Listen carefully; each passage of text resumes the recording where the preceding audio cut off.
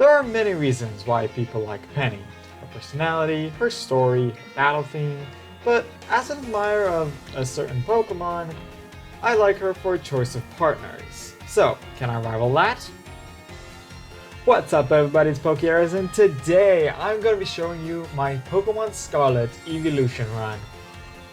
Quick note before we start, my team is not going to be a copy of Penny's. When making a team of 6 Eeveelutions, you have to exclude 2 from the group, then it excludes Espeon and Glaceon, which are higher up on my list of favorites than some of the other Eevee, so my team is simply the same concept. Now, all places where Eevee can be found are only accessible after passing through Mesagoza, so my challenge didn't start until then. I started the game as normal, picking my appearance and name, calling myself after the channel, because it's a channel playthrough and it contains my name anyways, choosing a starter, to play Coco, simply because it's the starter neither me or my brother picked on our regular playthroughs, playing out the regular first rival battle, and starting towards Mesagoza.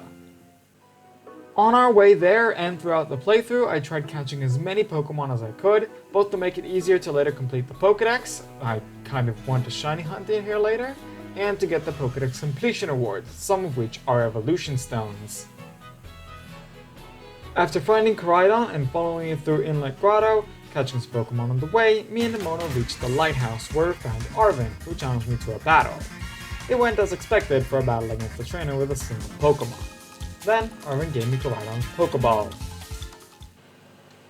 I did challenge a generic trainer between the lighthouse and Los Platos, but decided to leave the rest until I got my proper team.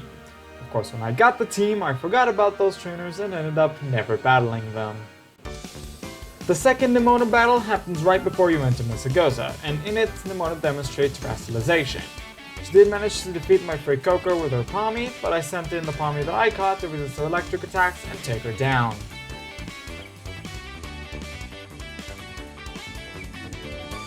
Speaking of terrestrializing, I did realize while planning this playthrough that unless I catch my team pre-evolved, which is not a good idea due to their locations, all of my team stereotypes will be normal, a fact which I simply accepted.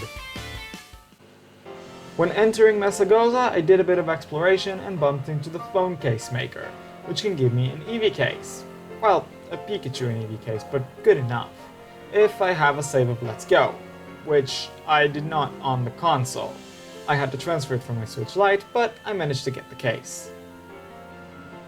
Going up the stairs towards the school, I ran into Team Star Grunts picking on Penny. I battled them and got my Tarot from Nemona, which, if my previous explanation wasn't that clear, will be seldom used in this playthrough. Finally reaching the school, I had my first class, then headed to the staff room to find Nemona with Miss Gita. Nemona explained the treasure hunt to me and registered the gym locations on my map, thus starting me on Victory Road. I then headed to the cafeteria to find Arven, who told me about Urban Mystica and Titan Pokemon, registered the locations on my map, and started me on Path of Legends. Before I managed to leave the cafeteria, I got a call from Cassiopeia, which Director Clavel overheard. He then calls me into his office, introduces me to Professor Sada, who asks me to take care of Koraidon, and then Nemona appears to take me to my dorm. A few days passed, and the treasure hunt began. Both Nemona and Arven wanted me to follow them on it when I got another call from Cassiopeia, who gave me the locations of the Team Star bases, and Starfall Street started as well. I finally got to ride Koraidon, then started trying to find my way to a fixed Eevee spawn, which I'd previously marked on the map. I tried going directly from South Province 3, then realized there's a bit of a cliff. I tried going back through Area 1 where the spawn point is, but there was no access there either. It was then that I noticed the bridge between Area 3 and the bit of Area 1 that I needed. I flew back to Area 3 and made my way there as quickly as I could. After crossing the bridge, I cleared my party to make sure the Eevee I caught would be added to it, and headed straight to the Eevee spawn. When I got there was a surprise waiting for me. The Eevee that spawned was female. You'd think that it would be normal, most Pokemon can be either gender, but Eevee, like starter Pokemon, have a gender rate of 1 female to 7 male, meaning I very well could have done this playthrough with an entirely male team. At first, I was planning to have my leader be an Umbreon, but when this Eevee showed up female, my first thought was, I want to make this one my Sylveon, and it ended up being the leader as well. Unrelated to this Eevee being female, after this battle I found out that Eevee have a catch rate of only 45, the same as some legendaries. So the catches ended up being a bit of a challenge. The first one took 3 Pokeballs, one when it was still mostly healthy, and 2 more when I got its health a bit lower. Once Eevee was caught, the run truly began. I boxed my Fuecoco and could only use Eevee moving forward. I tried resetting the area's spawns to see if I can get another Eevee, but it seems that after catching, fixed spawns only respawn at midnight. Wanting to catch the Eevee for the rest of my team, I headed towards Cortondo, near which Eevee can regularly spawn, avoiding any major battles. Though it seems I should have avoided all battles, as the first trainer I battled had a Scatterbug, which is fine, and a Drifloon, which Eevee, having Helping Hand, Covet, Send Attack, and Quick Attack, could not touch. I had to let her faint, which was a shame considering I wanted her to evolve with Friendship.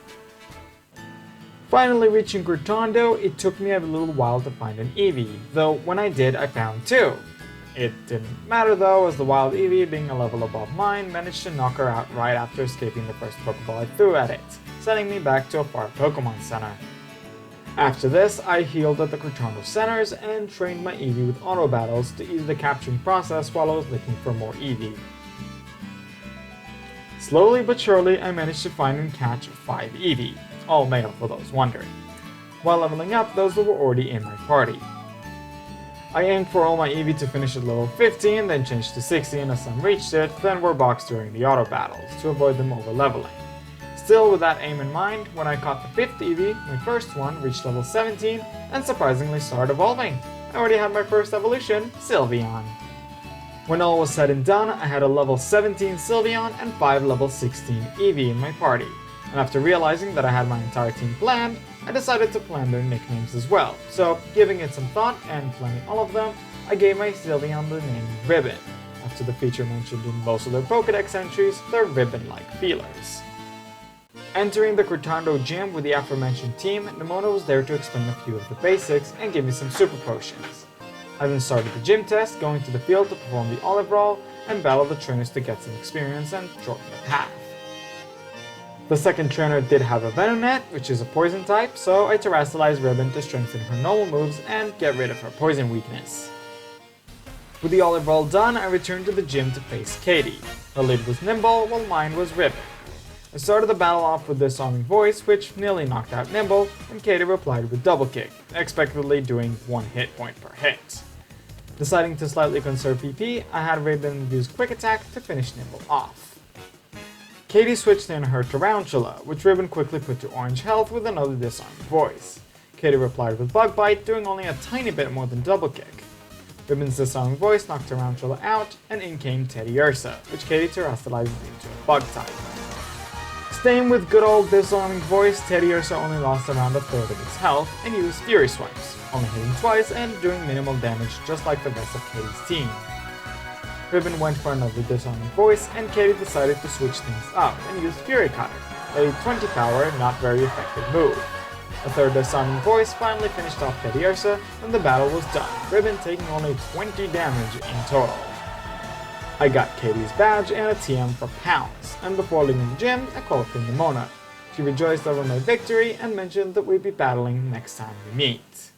I walked back to Mesagoza to catch some Pokemon and battle the trainers on the way, including the Drifloon trainer, now that I had a Fairy type move. I quickly flew back to Cortondo to pick up the Trainer Battle Reward, a TM for Aerial Ace, then flew to South Province 3 to head towards the Titan Klawf.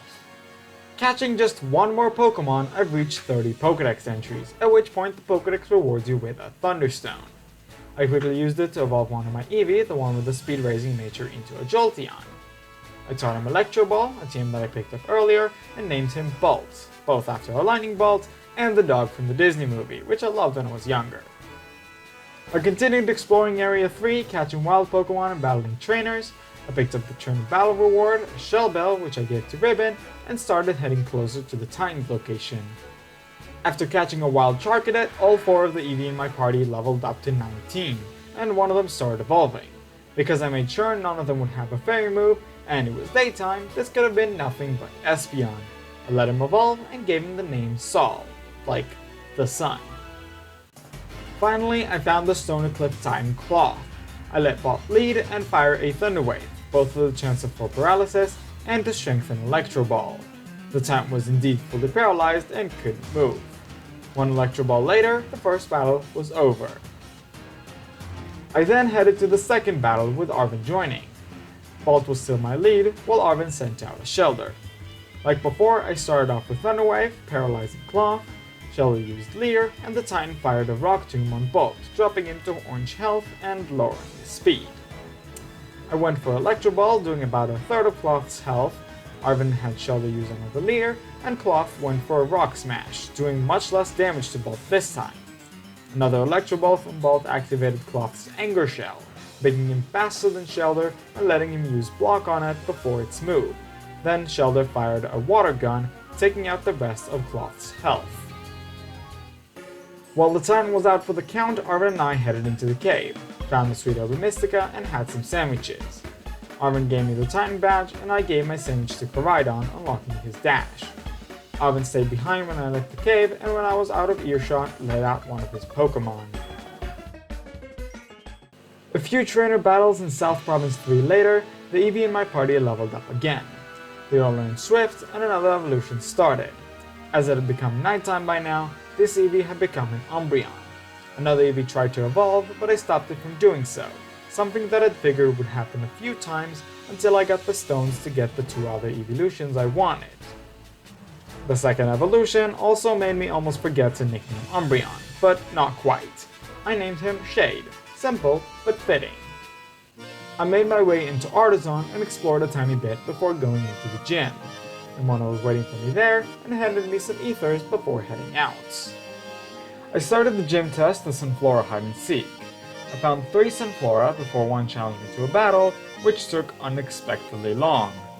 Shade Snarl did about a third of Sunflora's health, but the Sunflora kept on healing itself with Mega Drain, Leech Seed, and Ingrain, sometimes all in the same turn, while Snarl occasionally missed.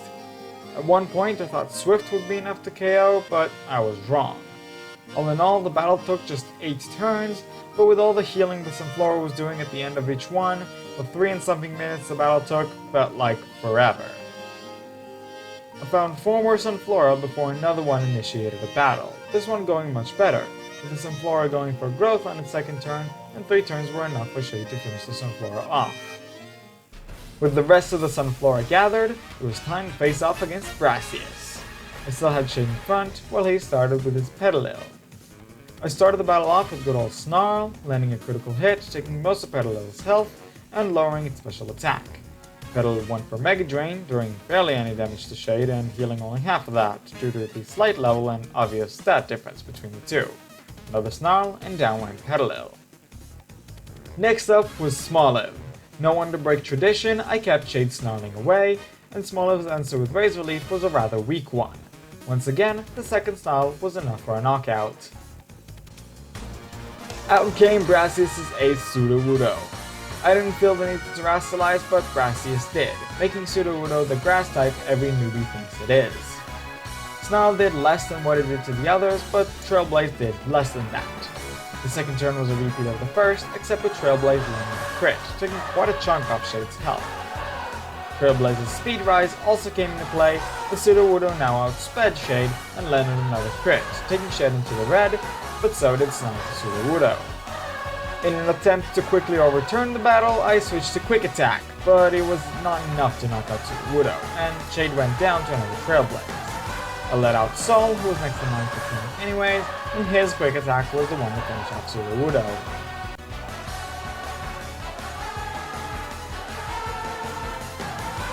With the gym badge and a copy of the Trailblaze TM in hand, I returned to the gym building, where Hassel made an appearance, talking to me about my battle, his position as an Elite 4 member, and the art class he teaches at the academy. With the grass gym down, Team Star's Fire Crew's base was nearby, except I didn't want to challenge it with my current team. One of my planned team members was Vaporeon, which would be perfect in the fight against Mela, but finding a Water Stone to evolve an Eevee with was more difficult than I thought. When I looked up online, different sites pointed to different locations, and I didn't manage to find it in any of them. Having nearly 70 entries in my Pokédex and more bosses to fight, including a lower level Team Star base, I resigned to wait until I get a water stone for my Pokédex at 80 entries. I was close to the Titan Bombirdier either way, so I made my way there. For the battle against the Open Sky Titan, I had a Ribbon take the front, with it being Dark type and all. The Titan was faster and landed a Pluck, dealing a visible bit of damage, before Ribbon could use her recently learned Draining Kiss, which landed a crit, healed Ribbon back to full, and ended the first fight. I started the second battle still with Ribbon in front, and now I had Arven's Nacli's help. I tried for Draining Kiss again, but the Titan was still the fastest on the field, landing a rock throw on Ribbon. Draining Kiss still hit for a significant amount of Bombardier's health, and once again healed Ribbon back to full. Nacli fired Smackdown, which took another chunk off the Titan. Deciding to switch things up and trying to prevent Bombardier from getting another turn, I terrestrialized Ribbon and used Quick Attack. Ribbon landed it with a critical hit, and the battle was over.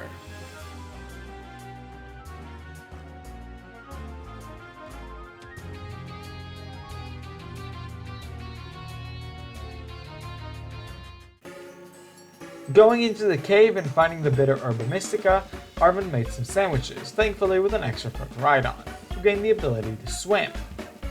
When Koraidon approached the leftover sandwich on the table, Arven suddenly got real mad, which led to him telling us the full story about his injured Mabostiff that he's trying to heal, how he hopes the Herba Mystica can help with that, and how they already have.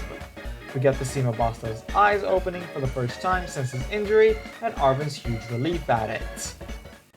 After leaving the cave, my next destination was Team Star's Dark Cruise base, residing in the same area as the Titan. Attempting to catch the former Titan on the way, it proved to be more difficult than I thought, maybe more so due to the low amount of Pokeballs I had, but I'd later found a different Bombardier for the Pokedex. Speaking of the Pokedex, I tried exploring the area to try and find as many new Pokemon for it as I could, still in an attempt to get the Waterstone reward, which I was less than 10 inches away from. After battling enough trainers, I managed to get the Clear Amulet from the Northern Pokemon Center, but didn't find it useful for the playthrough. Getting closer to the base, I got a call from Cassiopeia, confirming it was a part of her plan, and got to meet Clive, who is very obviously Director Clavel in a bad disguise. After a few questions exchanged by the two, Cassiopeia gave us further details about Operation Starfall and the Team Star code. Finishing the conversation, I made sure Saul was not in the first half of my party and headed into the base. As I got closer, I got challenged by one of the grunts guarding the door. She only had a Murkrow, which may have been faster than Ribbon, but fell to a single Draining Kiss, letting Ribbon heal all the damage she took from Murkrow's wing attack. Me and Clive headed inside the base, and the Star Barrage began. Ribbon, Shade, and Bolt managed to quickly handle all the Pokemon they put up against, and just over 1 minute later, 30 of them were down. Giacomo finally came out, and the battle began. Ribbon was still my lead, while he sent out Pawniard. Bad start immediately. I switched in Bolt in a hope to resist an incoming Steel-type move, which was realized with Metal Claw. Bolt also had Double Kick on hand, Paw, which took Pawniard out in a single turn. Giacomo having no more regular Pokemon, the Segin Starmobile was my next opponent. I considered switching in Ribbon, but with the lack of a safe switch, I was afraid of Steel or Poison moves that regular Ribbon wouldn't get, even without remembering that some Starmobiles actually get some. I kept Bolt in and double kicked again. The Starmobile got a Metal Sound off first, and like I half expected, double kick does barely anything. Bolt took a Wicked Torque and gave another double kick. Next turn is identical, both going down faster than the Starmobile. Another Wicked Torque was enough to take down both, with the Starmobile still over half health. Finally having a safe switch, Ribbon came in, avoided Metal Sound, and dealt significantly more damage with Draining Kiss than Double Kick did. The Starmobile landed the next Metal Sound, but for naught, as Ribbon's Draining Kiss was enough to get the KO.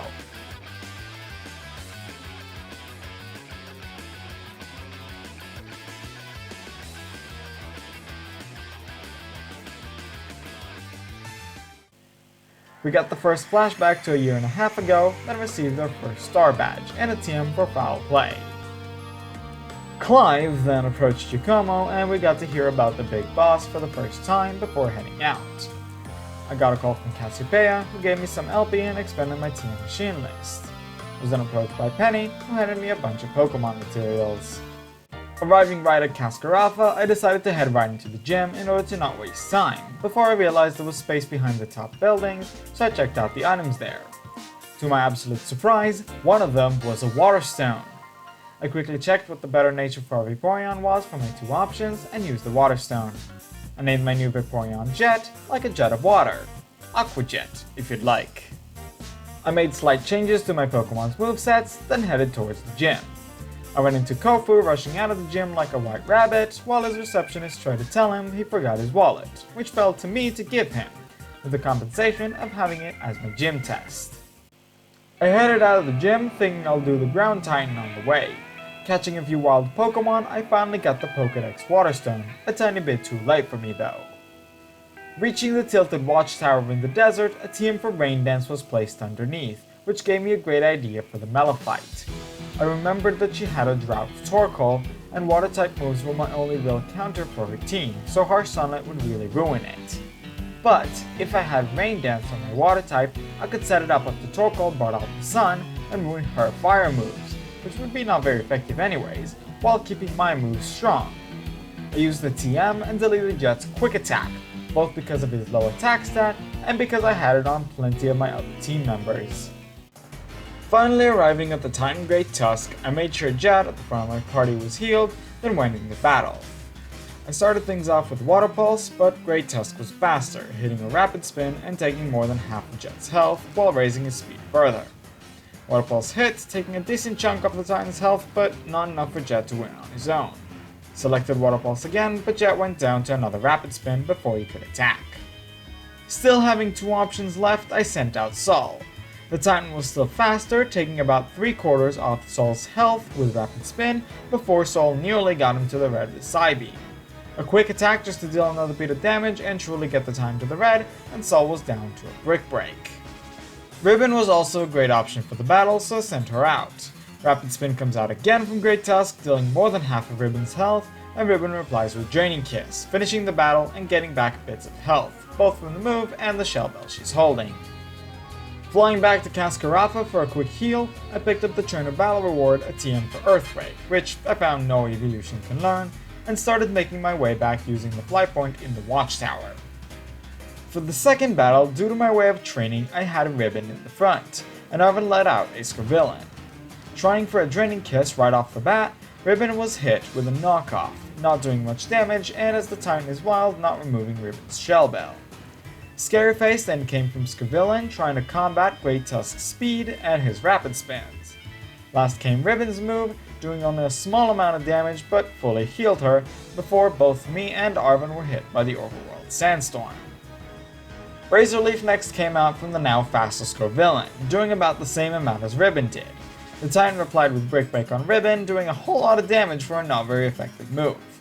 Ribbon's Draining Kiss finally pulled off the move and Shell Bell healing her quite a bit before the Sandstorm hit again. Razor Leaf from Scrivillain again, Brick Break was directed at him this time, so Draining Kiss managed to fully heal again before the Sandstorm, neither hits knocking down Scrivillain. Razor Leaf for a final time before Brick Break finally took down Scrivillain. Ribbon's Draining Kiss then came, knocking Great Tusk out, nearly. Switching to Quick Attack for the final probably 1 HP, and the battle was over.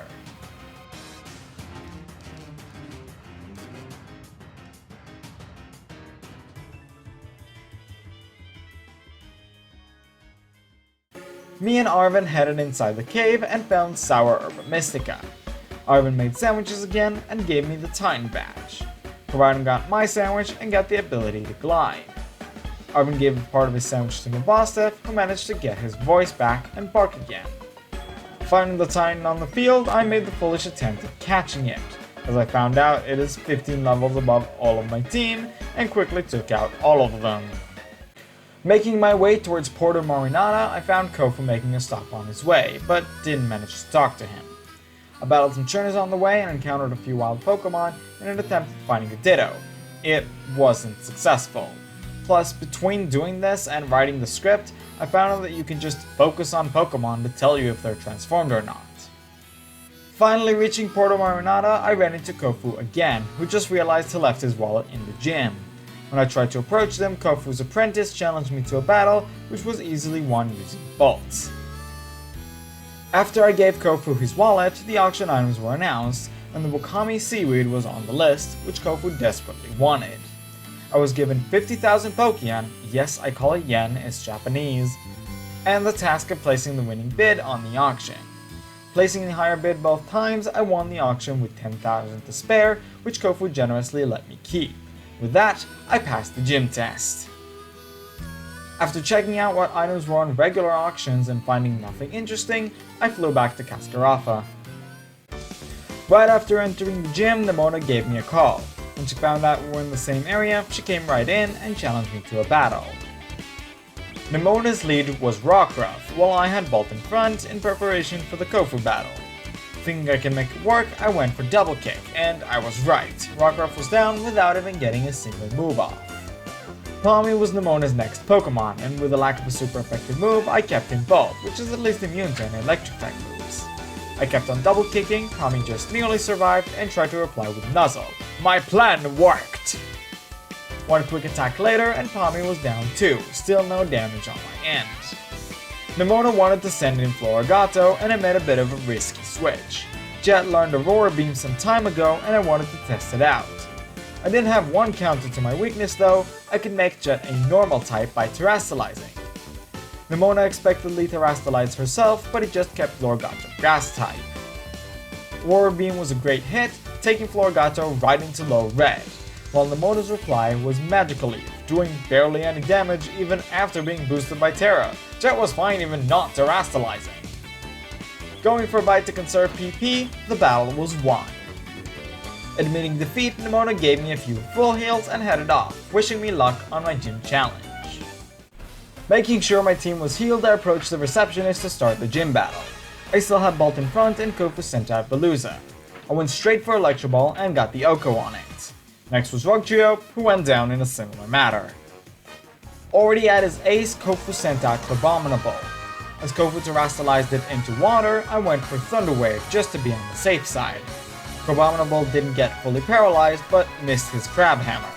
Electro Ball again, and Bolt has completely swept Kofu's team, not a single bit of damage taken.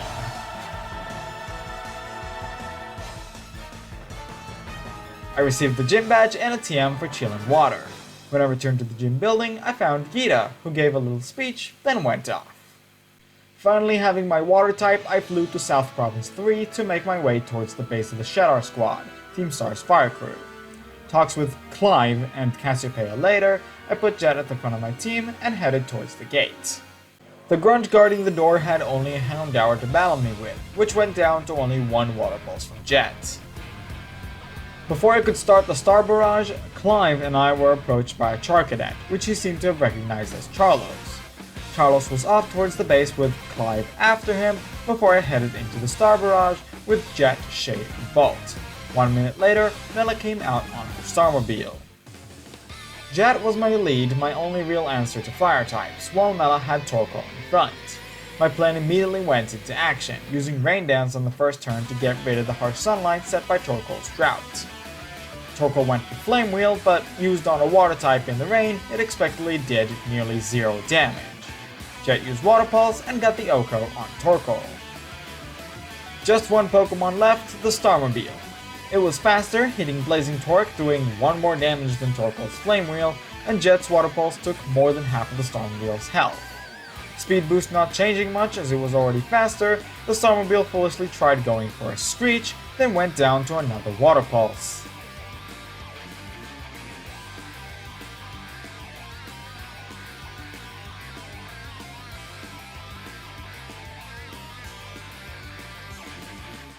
We got another flashback to the events of 18 months ago, then Mela handed me the Star Badge, plus a TM for Flame Charge. Clive joined us, showing Charlos the person he wanted to see, and managed to get some emotion out of Mela. One more base down, Cassiopeia gave me my LP reward, expanded my TM machine list, and Penny handed me more Pokemon materials after being given an affectionate greeting from Koraidon. Making plans to challenge the nearby Electric Gym in Levincia, I realized I had a small problem. Electric is weak to only one type, Ground, and I had no moves of it. I looked up which Ground type moves in the TM machine my Pokemon could learn, and found only Mudslap, a 20 power move. A quick online search taught me that all Eeveelutions can learn Dig as well, and that a Dig TM is found on South Province 3. One short flying search later, I got my hands on it, and taught it to the Pokemon that made the most sense to fight electric types with, Bolt, who is immune to electric thanks to the Volt Absorb ability. Realizing that I'm close to Mesagoza, I figured I should do some of the school activities, as they reward you quite nicely. Attending all the lessons up to the point I had unlocked, the midterm exams, and not failing a single question in any of the tests, gave me a generous amount of XP candy that managed to raise my team's levels by a little bit.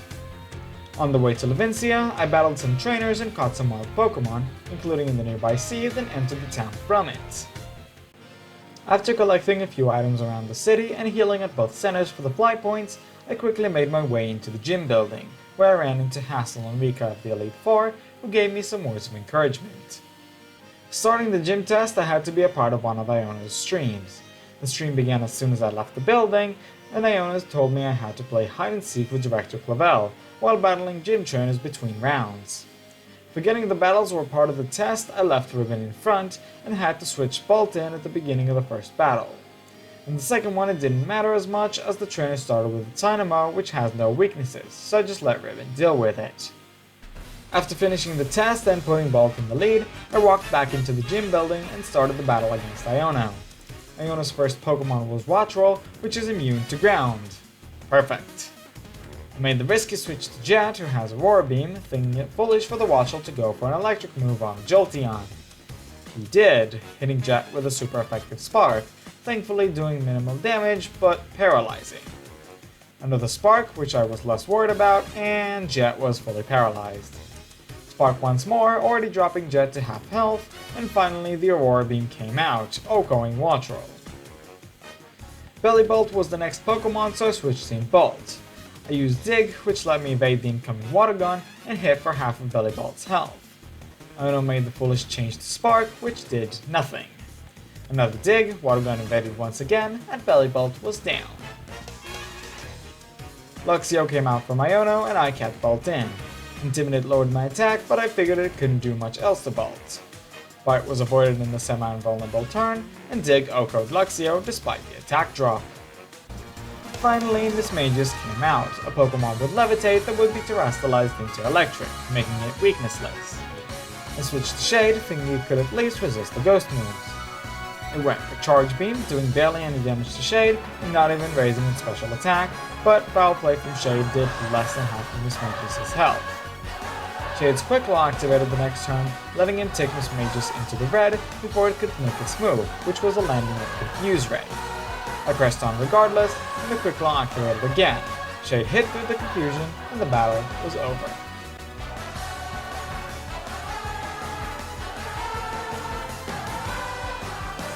Only after the battle ended, I realized something. Terra Normal would be even better than a regular Dark type, as it is completely immune to Ghost-type moves. If it would have kept Bolt in and terrestrialized him, I would have had immunity to both the Electric and the Ghost moves, but not to the Confuse Ray. There was the attack drop from Intimidate I needed to think about, as I could only hit Mismagius with Double Kick, but the battle ended well either way. I got the gym badge and a TM for Volt Switch, and came back to the gym building, where I ran into Nemona. She wanted to challenge me to a battle, except her team was put together for the gym specifically, so it wasn't getting enough conditions for her. After setting my destination to the next time, I decided to explore Levincia a little further, as I saw it had a bunch of back alleys with plenty of items in them. The first item I found was a TM for Surf, which I immediately taught to Jet.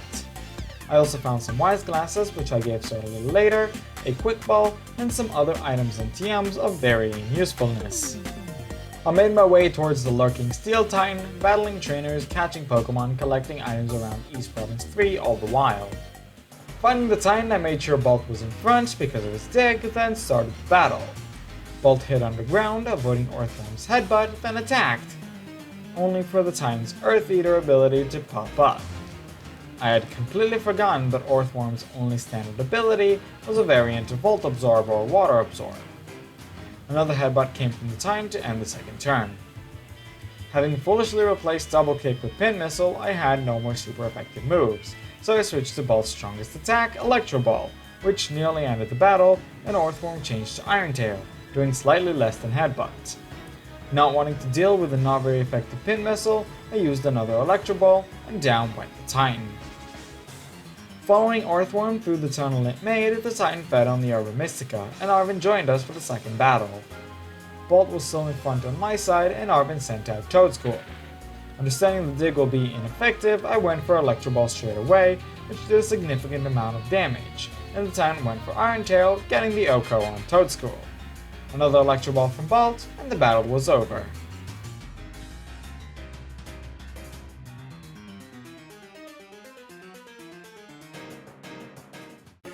As always, me and Arven went into the cave and found the salty Urban Mystica.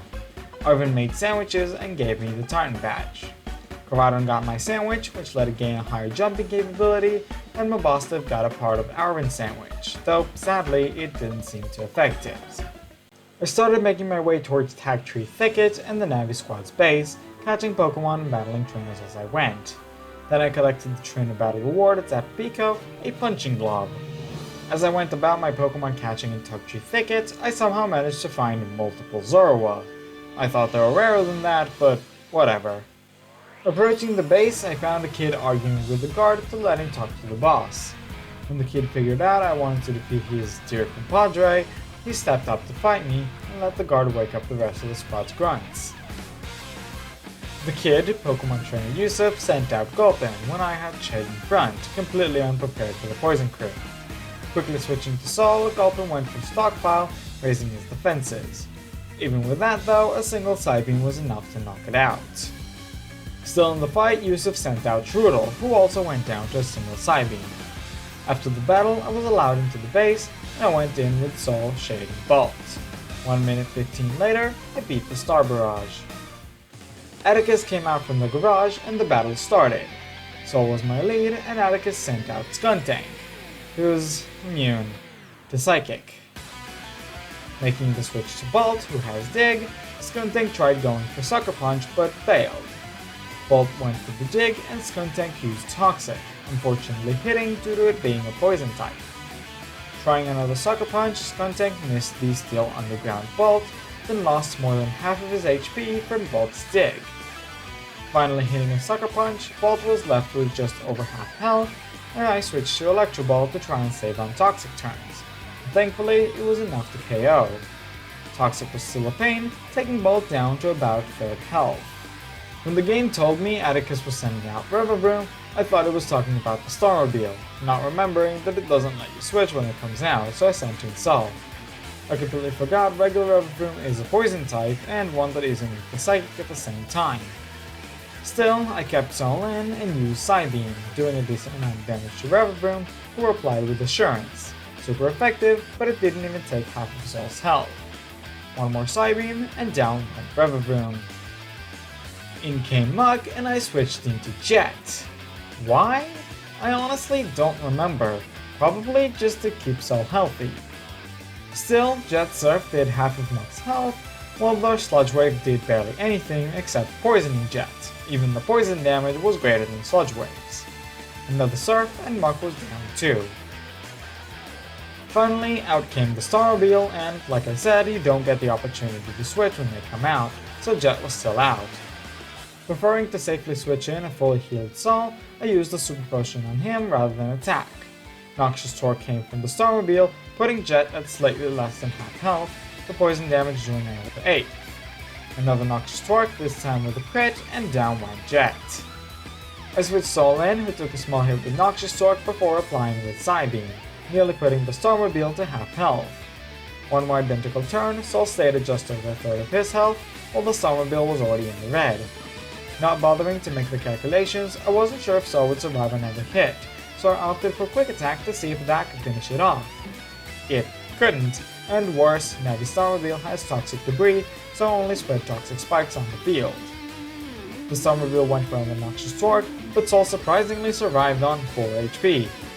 One more Quick Attack, which still wasn't enough, and put another layer of Toxic Spikes, and down went Sol from another Noxious Torque.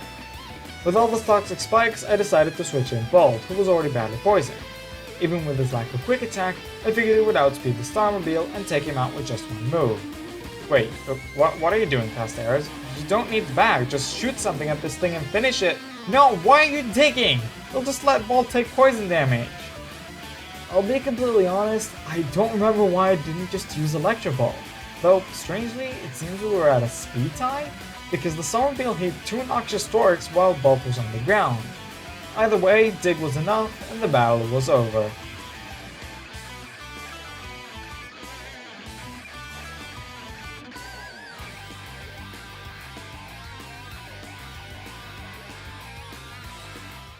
Once again, we got a flashback to a year and a half ago, then received the Star Badge in a team for Gunkshot. Clive arrived once more, alongside Yusuf, who tried to convince Atticus to start coming to classes again, but Atticus wanted to stay true to the team. As always, a call from Cassiopeia came, alongside with LP, new TM recipes, and Penny with the materials, who once again was greeted like a Rhydon. With 11 badges out of 18 in my possession, I decided to try and get closer to getting the final evolution in my team. This time making research in advance, I knew the place I needed to go was Dali's Upper Passage. The easiest way of getting there is from Medali, home to a gym I've yet to beat, so I flew to Cascarrafa to start making my way there. Except all the ways to reach Medali from Cascarrafa require climbing, which I've yet to unlock, so off I went to Porto Marinada instead. Even then, to get around the places where you need to climb, you have to go through parts of Casseroya Lake, home to level 50 wild Pokémon and trainers, while my team is only in the high 30s. Battling trainers still in West Province 2, I've collected the Trainer Battle Reward from the Lighthouse Pokémon Center, a Focus Sash. Not useful, just cool. I did manage to beat one trainer in the lake, but only because he had a single Pokémon, and the rest I just didn't try. Thankfully, once I reached West Province 3, the levels went back to normal. After healing at both the Medali Pokémon Centers, I decided to give Bolt's Double Kick back. While not a great move, it is more useful to me than Pin Missile, as it is at least super effective against a type I otherwise have nothing super effective for, Normal. Pretty important when I was about to face the Normal type gym. In the gym building I went, and Nemona walked in a second later. She obviously wanted to battle, but let me challenge the gym first in order to fine-tune her team. The gym test was ordering a specifically configured item from the Treasure Eatery's menu.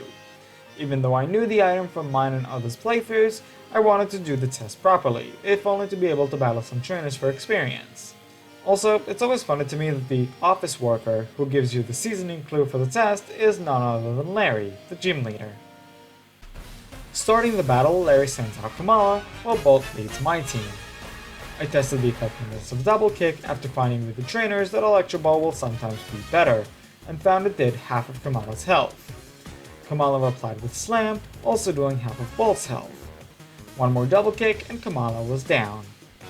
Gaining enough experience to level up, Bolt tried to learn Discharge, which I decided might be a little more consistent than the speed-based Electro Ball, even with Jolteon having base 130 speed, so I replaced it. Next came out to Dunsparce. Testing Double Kick again, this time it did much less, and the Dunsparce Drill Run knocked out Bolts. I decided to switch in Ribbon, with her having nice recovery options with Draining Kiss and Shell Bell, and not participating in major battles recently. Draining Kiss did a decent chunk of damage to the Dunsparce, who replied with Glare, paralyzing Ribbon. The Dunsparce, now faster thanks to the paralysis, started the next turn with Hyper Drill, doing around a third of Ribbon's health, though most of it was restored thanks to the Draining Kiss and Shell Bell. Switching to Quick Attack to ignore the speed drop, and the Dunsparce went down too. Staraptor, who I knew was the ace, was next, and I decided to keep Ribbon in despite the paralysis. A relatively lengthy cutscene as Staraptor was terrestrialized to normal, then used Facade, dropping Ribbon to the orange. Turn 3 of paralysis, and only then it kicked in. Ribbon was fully paralyzed. Another Facade was enough to KO Ribbon, with Staraptor still on full health. I considered who to take out and decided on Jet. Staraptor was faster and landed another Facade, doing less than half of Jet's health. Jet replied with Surf, leaving Staraptor with a quarter of his health bar. Next turn was identical, Jet falling to the red before delivering the final hit. Staraptor was down, and the battle was won.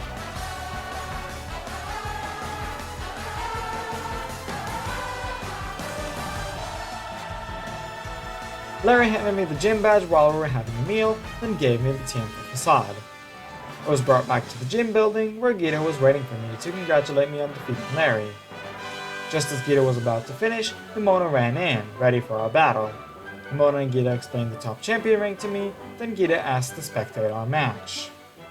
Not having the opportunity to change my party, Bolt was in front and Nemona led with Lycanroc. Thinking Bolt was faster, I went with Dig, but Lycanroc used Accelerock, critting and doing a decent amount of damage to Bolt. Another Accelerock came while Bolt was on the ground, and Dig left Lycanroc in low orange health. Opting to save some time, I thought Double Kick could be enough to finish Lycanroc. Another Accelerock, Bolt staying in the orange, and I was right, Double Kick was enough. Next came Gumi, and I switched to Ribbon. Draining Kiss was not quite enough to Oko, so Gumi pulled off a Water Pulse, doing only 10 damage to Ribbon. Quick attack, and Gumi was down. Palmo was next, and I switched back to Bolt. Even after taking some damage, I knew Palmo couldn't do much to him thanks to Volt Absorb. Bolt used Dig, avoiding Palmo's Spark. Too bad, could have gotten some health back. Palmo foolishly used Quick Attack, missing another move, then got OHKO'd by the Dig.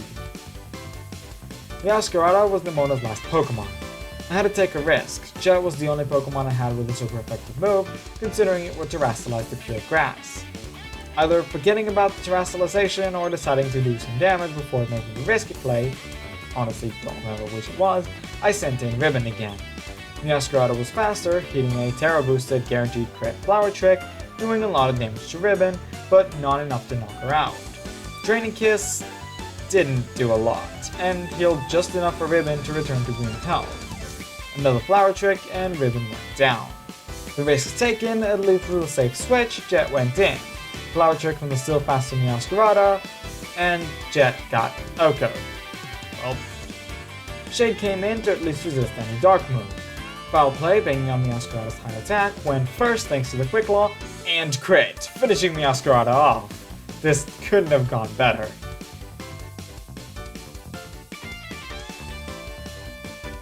Gita and Nemona congratulated me on the battle, and Gita gave me a TM for Terra Blast, which all the Eeveelutions can learn, except it would always be a normal type move, so it's not really useful.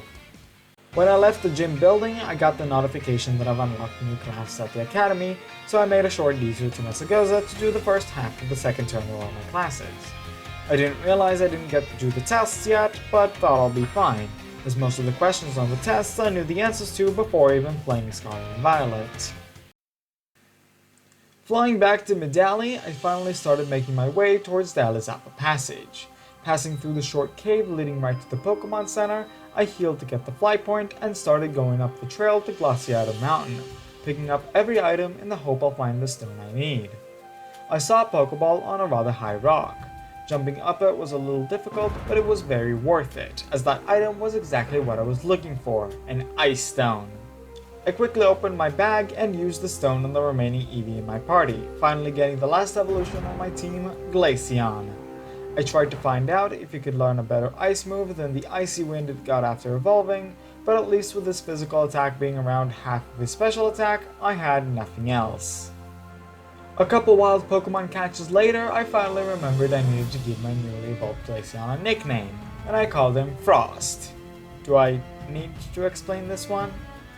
I then went on a bit of a detour to see if I could find a good TM for Frost. A specific one, I just can't remember which. But that proved unsuccessful. I decided to start making my way towards the next major battle, the Glaseado Gym, so I made my way through the rest of the Alizapa Passage. I also wanted to pick up the Trainer Battle reward from Eastern Medali, but found out I need to battle trainers in West Province 3 for that, so I did that quickly. During the battles, Frost learned Freeze Dry, already improving over Icy Wind, and giving me extra water coverage. Picking up the reward, I got an Amulet coin, which I quickly put on Frost.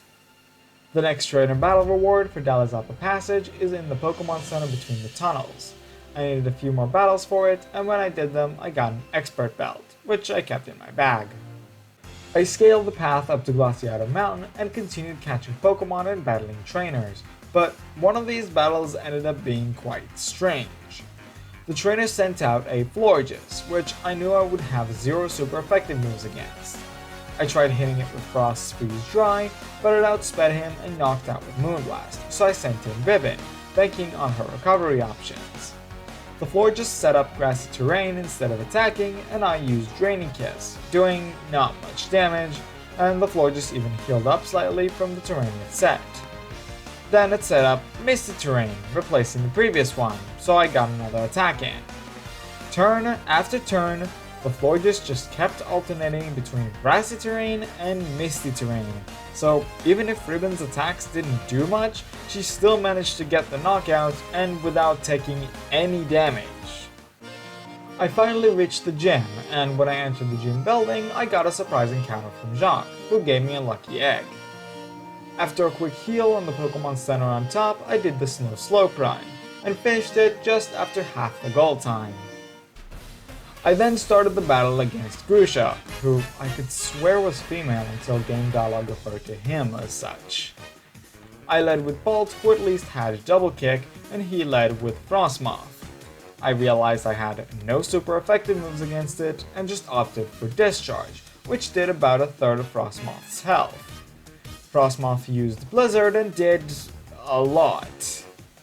Hoping for a miss of Blizzard or a change of moves, I held strong and used Discharge again, and my hopes were realized, as Frostmoth went for Tailwind, slightly annoying, but keeping Bolt in the game. Even with the Tailwind, Bolt was faster and got the knockout with a third Discharge. Next up was Beartick, and I kept Bolt in. Trying for a Double Kick, it did barely anything, and Icicle Crash from the Beartick was enough to finish Bolt. I swapped the Jets to resist any ice move. Beartick went for Earthquake, doing decent damage, but not enough to get Jet to half health. Jet's Surf in reply did decently too. Tailwind wearing off, Jet became faster and managed to KO Beartick without taking any more damage. Satarn was Grusha's next Pokemon, and I decided to switch to Shade for a bit of variety.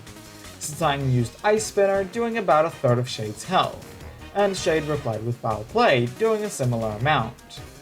Then was an identical turn in terms of the moves, but Shade landed a crit, almost knocking out Satarn.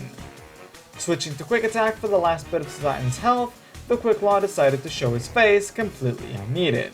Suffice to say, Satarn went down. Grusha's Ace Altaria was next, and I returned to Jet. Grusha wasted no time terrestrializing Altaria to Ice and used Hurricane, but missed. Jet replied with Surf, but didn't do much damage.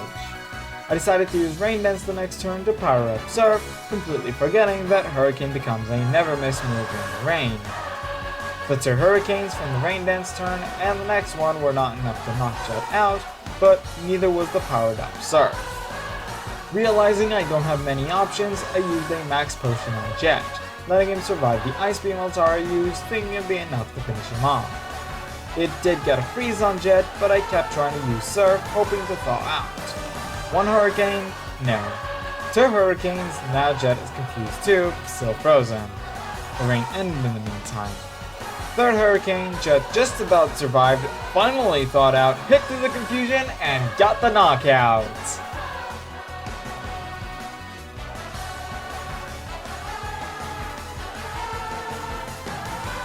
Grusha handed me the gym badge, begrudgingly taking a photo with me, and gave me a TM for Ice Spinner. Getting back to the gym building, Hassel was waiting for me there to congratulate me on the battle and wish me well on my journey to the Elite Four. Leaving the Cityless Gym, I started making my way towards the nearby Montenevera to get the fly point for later, and did the usual trainer battling and wild Pokemon catching. Also, I managed to find a piece of Nevermelt Ice. My first priority though was to get Koraidon his last ability, Climbing, so I made my way to Casseroya Lake to find the Dragon Titan.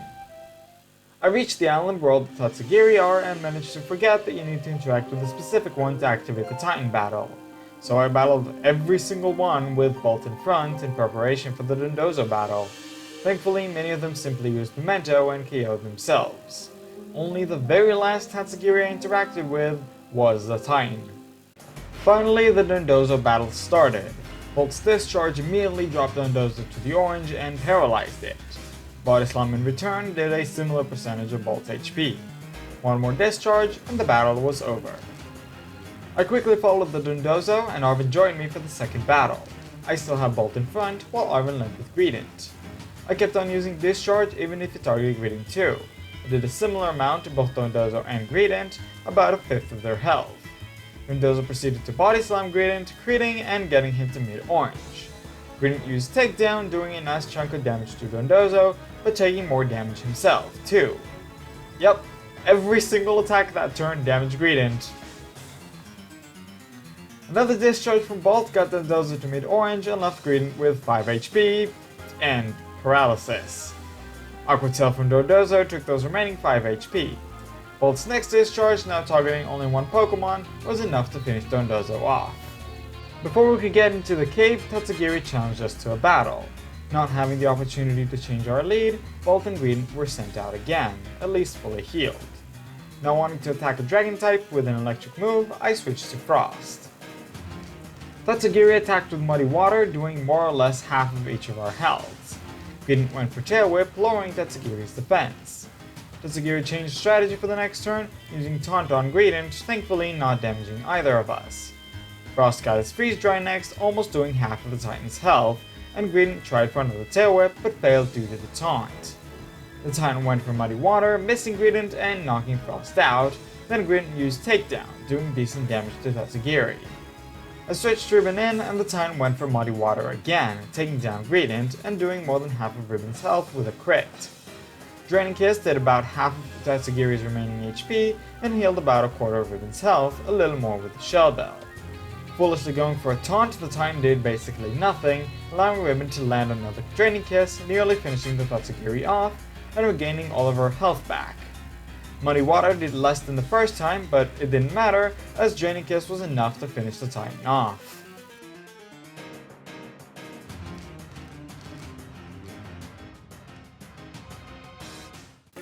Arvin and I walked into the cave and found the spicy Herba Mystica, the last flavor.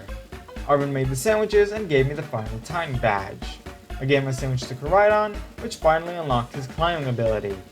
Arvin gave part of his sandwich to Mabosstiff and started down a bit of a monologue, seeing as he did what he could when it came to the Herba Mystica. Not seeing the immediate effects, Arvin got a little frustrated and turned around, before Mabosstiff's Pokeball fell to the floor.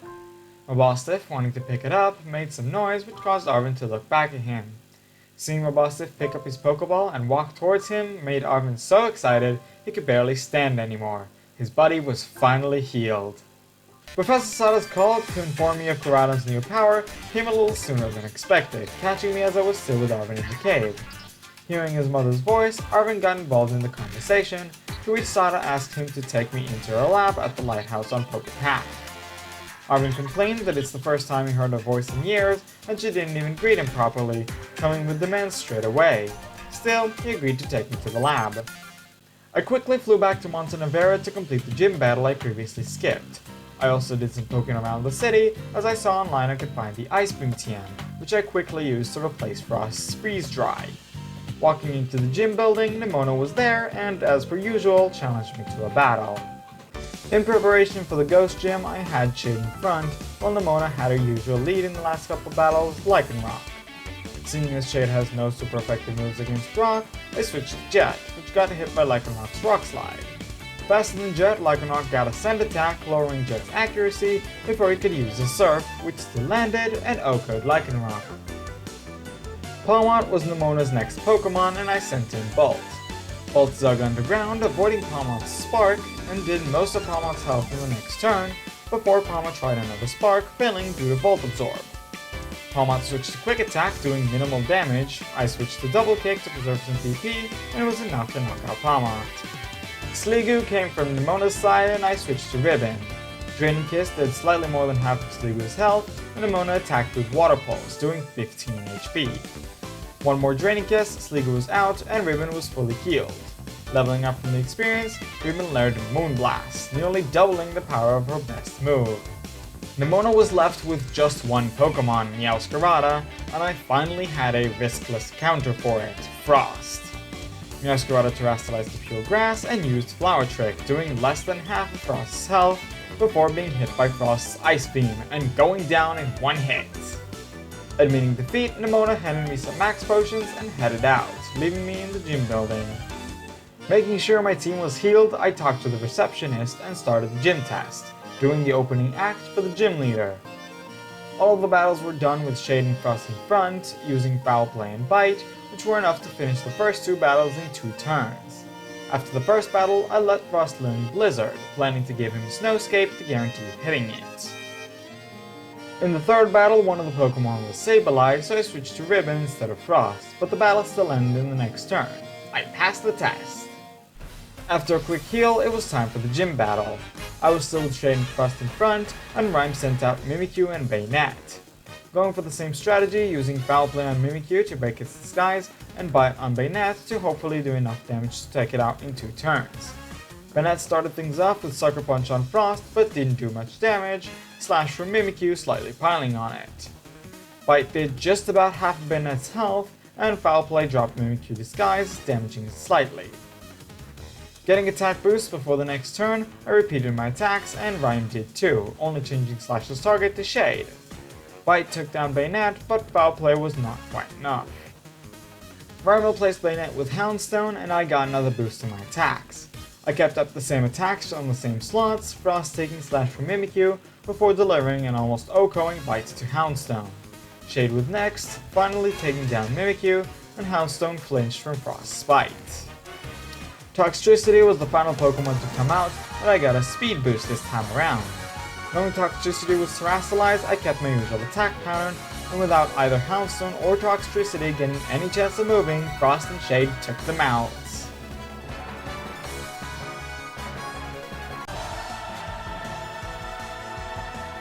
I got the gym badge and a TM for Shadow Ball, and was sent back to the gym building. Waiting to congratulate me there were Rika and Poppy, a kid that somehow serves as a member of the Elite Four. 3 badges left, and Paldea almost fully explored. I wanted to finish things as fast as possible, so I targeted the Cap Squad base and flew to East Province 3, the nearest Pokemon Center. After a bit of item picking, I realized my entire team can learn the Shadow Ball TM I got from Ryan, so after a few considerations, I taught it to Sol, finally replacing the useless Sand Attack and giving him some extra coverage. Approaching the base atop the bamboo forest, I ran into Klawf again, who asked me for my thoughts on Cassiopeia. Finishing the conversation with him, I made sure Shane and Frost, who are weak to fighting, wouldn't be part of the Star Barrage, and approached the gate. Eri, the squad boss, seemed to protect the base, but after a long time guarding and a battle with Klawf, a squad member named Carmen insisted that Eri would get some rest, and she would replace her.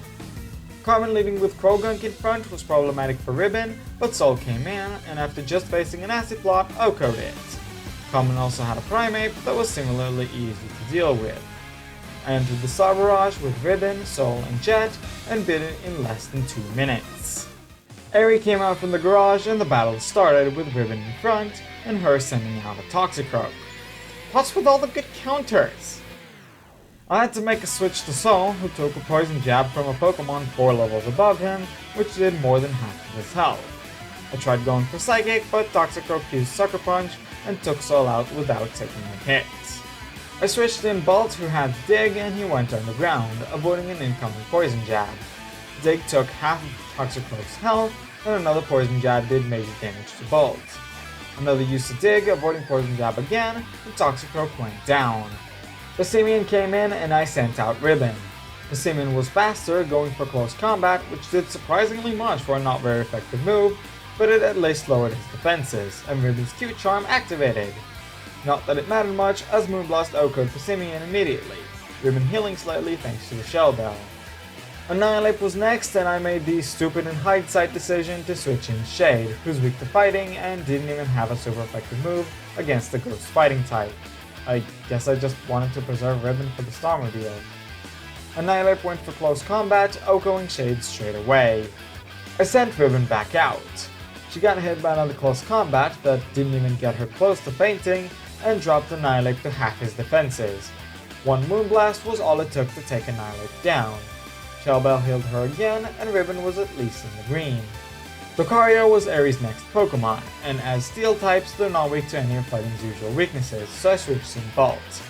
Digging again, Lucario missed his Aura Sphere and went down to half health the next turn, before firing and critting another Aura Sphere, taking Bolt down. I'm not even sure the crit mattered. I let out Jet, who can at least resist any Steel moves. Aura Sphere came again, taking a third off Jet's health before Surf finished Lucario off. Finally, it was down to my 3 Pokemon against the Starmobile. No chance for switching as usual, so I still had Jet in, and Captain Dew preferring safe switches. The Starmobile went for Shift Gear, doubling its speed and raising its attack, before Jet used Surf, taking down a small chunk of its health, but raising its defense thanks to stamina. Didn't really matter since I'm only going to attack it with special moves.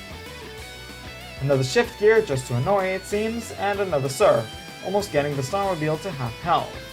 Starting to go on the attack, the Starmobile went for Combat Torque, and with his doubled attack, took Jet down. Wanting to get in as much damage as I could and get Ribbon fully healed, I waited with my best remaining Pokemon and sent in Frost instead. I used a Hybrid Potion on Ribbon, and Combo Torque was obviously enough to take out Frost too. 1v1, just Ribbon against the Starmobile. The Starmobile started Shift Gearing again, and Moonblast almost took it out.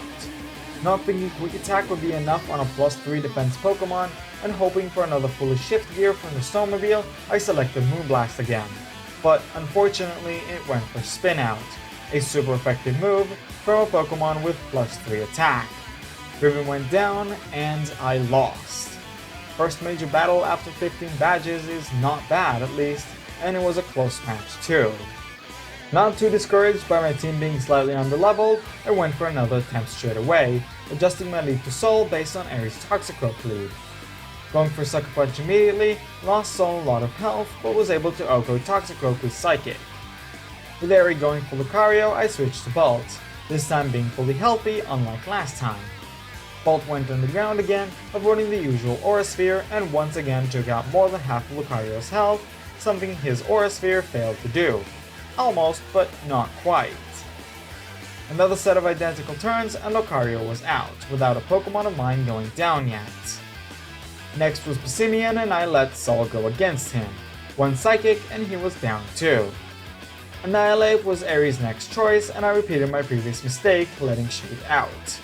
It would have gone the same as last battle, except the Quick Claw activated, letting Shade take almost half of Annihilate's health with Foul Play before going down to his close combat. I sent Sol out even with his weakness to Ghost, and he was faster than Annihilate, using Psychic and knocking him out. Aerie was already down to her last Pokemon. Sol's Psychic dealt a great amount of damage to the Starmobile, already putting him to about mid-orange and lowering his special defense. Stamina raised his physical defense, but like I said before, it didn't really matter. The Starmobile went for Shift Gear, this time the speed raising actually being effective. Spin Out came from it next, resetting its speed and taking down Sol. Either not realizing the Starmobile lost its speed boost or generally wanting a fast Pokemon on the field that just so happens to resist Steel, I sent out Bolt. Discharge sent the Starmobile into the red, and then I discovered the Starmobile's fourth move, High Horsepower. By sheer luck, it missed, and Bolt used the opportunity to send out another Discharge, taking the rest of the Starmobile's health. Finally, I won.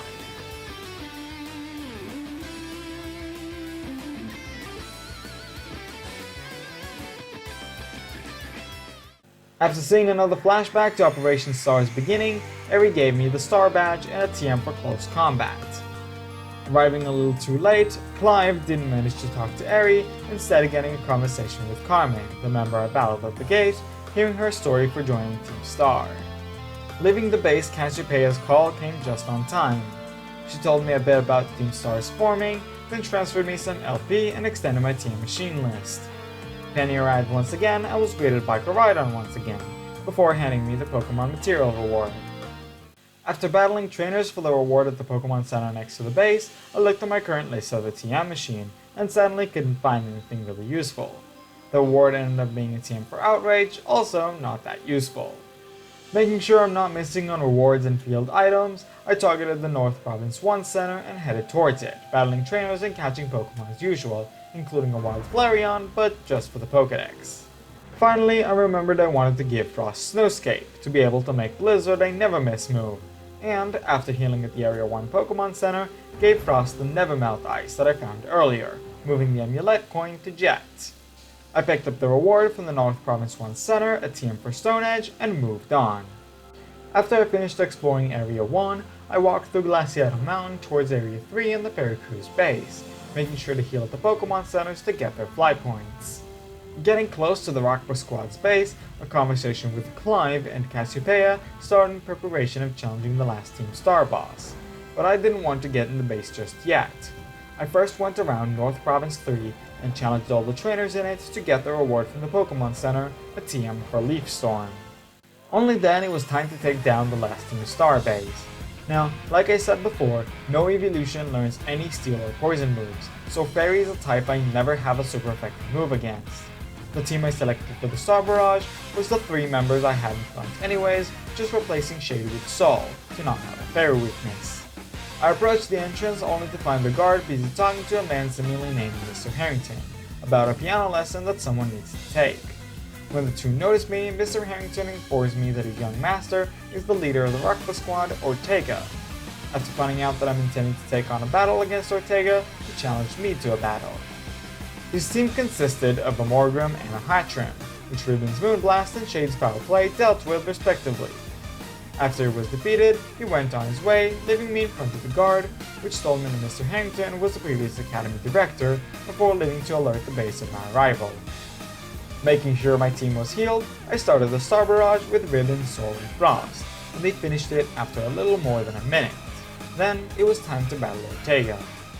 Ribbon was my lead and Ortega started with a Azumarill. Actually having a Pokemon to handle it, I made a quick switch to Bolt but took a Play Rough, which took more than half his health and lowered his not so useful attack. Still, I was confident in Bolt's speed and power, had him use Discharge and he delivered, knocking out Azumarill in one hit.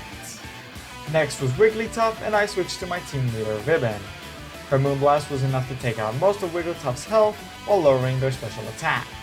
They went for Gyro Ball, which while super effective, did barely any damage. One more Moonblast and Wigglytuff was down. Darkspawn was Ortega's next Pokemon, a pure Fairy type, so I left Ribbon in. Darkspawn was faster, letting her Play Rough, which hilariously did more damage to Ribbon than Gyro Ball, but not enough for me to worry. Her attack going down was also of no concern, as she went for her usual Moonblast, putting Darkspawn at rather low orange, and healing slightly her Shell Bell. Another identical turn, Ribbon falling to orange health 2, and Darkspawn going down. Lastly, the Starmobile, and as usual there was no switching option, so Ribbon was against it. Misty Surge activated, letting the Starmobile use Steel Roller on the first turn and take out Ribbon. I changed to Bolt, foolishly thinking I can paralyze it with Thunder Wave, and the game told me it was ineffective. Tentacle Torque then took out Bolt too. With no option really being better than the others, except for Shade being worse than the rest, I switched in Jet. The Starmobile went for Confused Ray, landing on Jet and causing him to hit himself and take a bit of damage. Magical Torque was next, putting Jet at just above half health, and then just below with another Confusion hit. Another Magical Torque and Jet, now in the red, snapped out of his confusion and landed a Surf, taking a decent chunk off the Starmobile's health. One more Magical Torque and Jet was down too. In went Sol with a Psychic that dished out even more damage than Surf. Magical Torque again, Sol lost about a third of his health.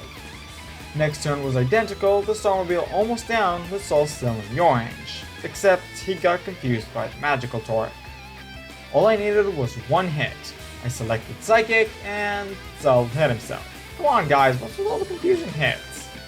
Of course, the Starmobile wasted no opportunity and hit another Magical Torque, taking Sol down too. With both my remaining Pokemon having Quick Attack, thinking it's probably enough to take down the Starmobile, I made the arbitrary choice of sending Shade out.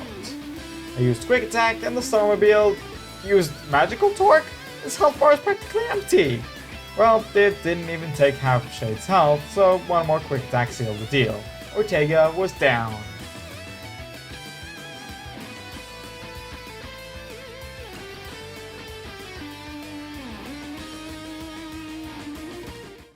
Ortega had his own flashback to Operation Star before he gave me the final Star Badge and a TM for Dazzling Gleam. Then Mr. Harrington arrived with Clive, and after a few questions we got some of the final pieces of Team Star's puzzle from Harrington, telling us that Team Star wanted nothing more than to stop being bullied, but accidentally made quite the scene. Unable to handle the situation, the big boss was sent home for 18 months, and the entire academy staff was replaced. I got the usual call from Cassiopeia when I left the base, with Clive joining in. I got the LP award and the Team Machine List expansion, and Clive handed me the materials. With all squad leaders defeated, all that was left of Operation Starfall was defeating the big boss, which Cassiopeia revealed to us was themselves, asking us to meet them at the academy. Wanting to gather the last badge first, I set my next destination to the Alfornada Gym, then flew to Cortondo, intending to go through Alfornada Cavern and battle all the trainers there before challenging the gym. When I reached Alfornada, I went for a heal at the Pokémon Center and to pick up the Trainer Battle Reward, a TM for Flare Blitz. After exploring the town and its surroundings for items, I made my way into the gym building, leaving Shane in front to fight the Psychic Gym. First was the gym test, the ESP, which everyone knows is short for Emotional Spectrum Practice, and nothing else. Following Dangerous instructions was no problem, and the combination of Shade's Foul Play and Soul's Shadow Ball made quick work of the trainers. A quick trip to the Pokémon Center and I started the battle against Tulip. She started with Farigiraf and I still had Shade in front. Thanks to the Quick Claw, I went first and landed Foul Play, nearly knocking out Farigiraf in a single hit, but then replied with Crunch, a non-stab, not very effective move, which expectedly did next to no damage. Not wanting to rely on another Quick Claw pop, I went for Quick Attack, which was blocked by Farigiraf's Armor Tail, like any other priority move. Farigiraf went on the attack with another Crunch, still doing minimal damage, but lowering my defense. Going for Swift just to preserve PP, Shade was faster either way, and Farigiraf was down. Gardevoir was Tulip's next Pokemon, one not weak to Dark, so I switched to Sol. Sol fired his Shadow Ball and left Gardevoir with basically 1 HP, unnecessarily lowering his special defense as well. Gardevoir retorted with Dazzling Gleam, which did noticeable damage but not enough to worry. Knowing the priority blocking abilities are more recent than Gen 3, I went for Quick Attack to finish Gardevoir off. Next up was Espathra, and I switched back to Shade. Espathra went for Shadow Ball, which did barely any damage at all, but lowered my special defense, then Shade's Foul Play nearly knocked out again. Feeling fairly safe with it, I selected Quick Attack and managed to finish off Espathra. Tulip's last Pokemon was Florges. Afraid of a Stab Fairy move on my Dark type, I let Sol back in. Florges was obviously terrestrialized to Psychic, letting my Shadow Ball be super effective and take out more than half of Florges' health. Moonblast from Florges in return only did about a quarter of Sol's health, but lowered his special attack. Knowing that he'll be able to survive another hit if it came to it, I persisted with Shadow Ball, which, for the third time in this battle, left the opponent with the tiniest amount of health. Another hit from Moonblast sent Sol down another quarter and lowered his special attack again, but it didn't matter this time because I went for Quick Attack, and the battle was won.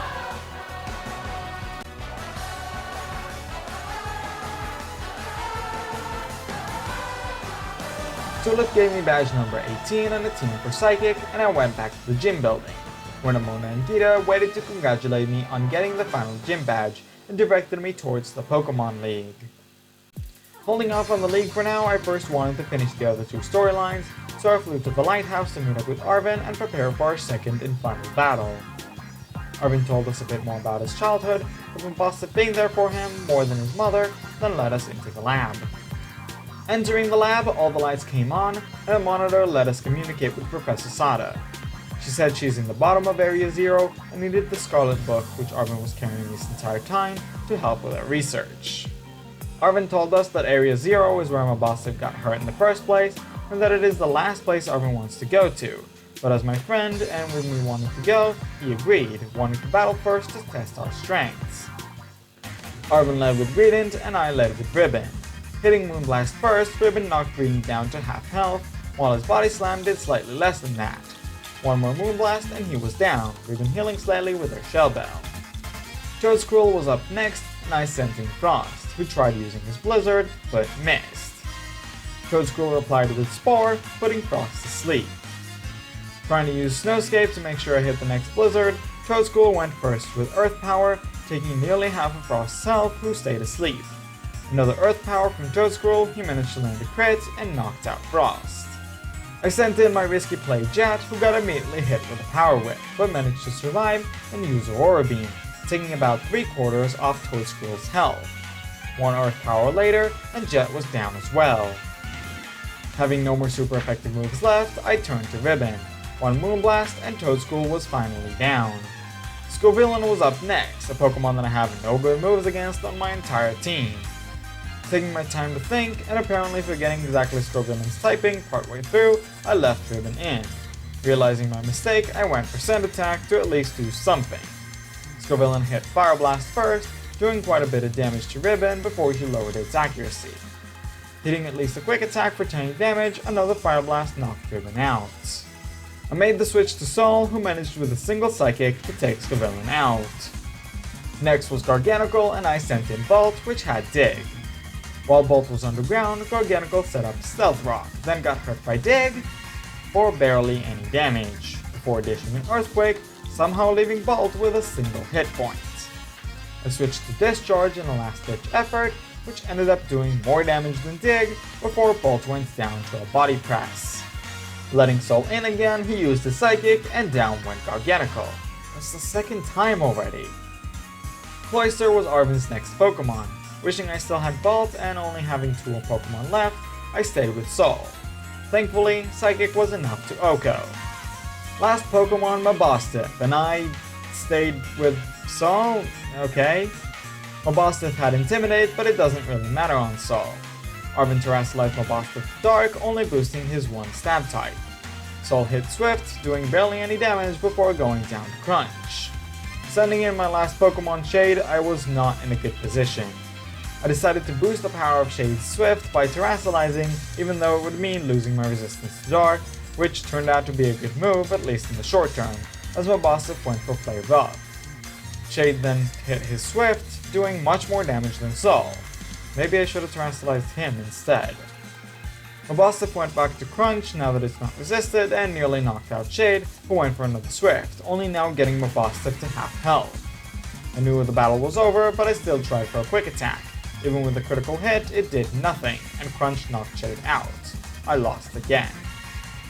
Not losing hope, I put Bolt in front to handle his Greedent lead, and tried again.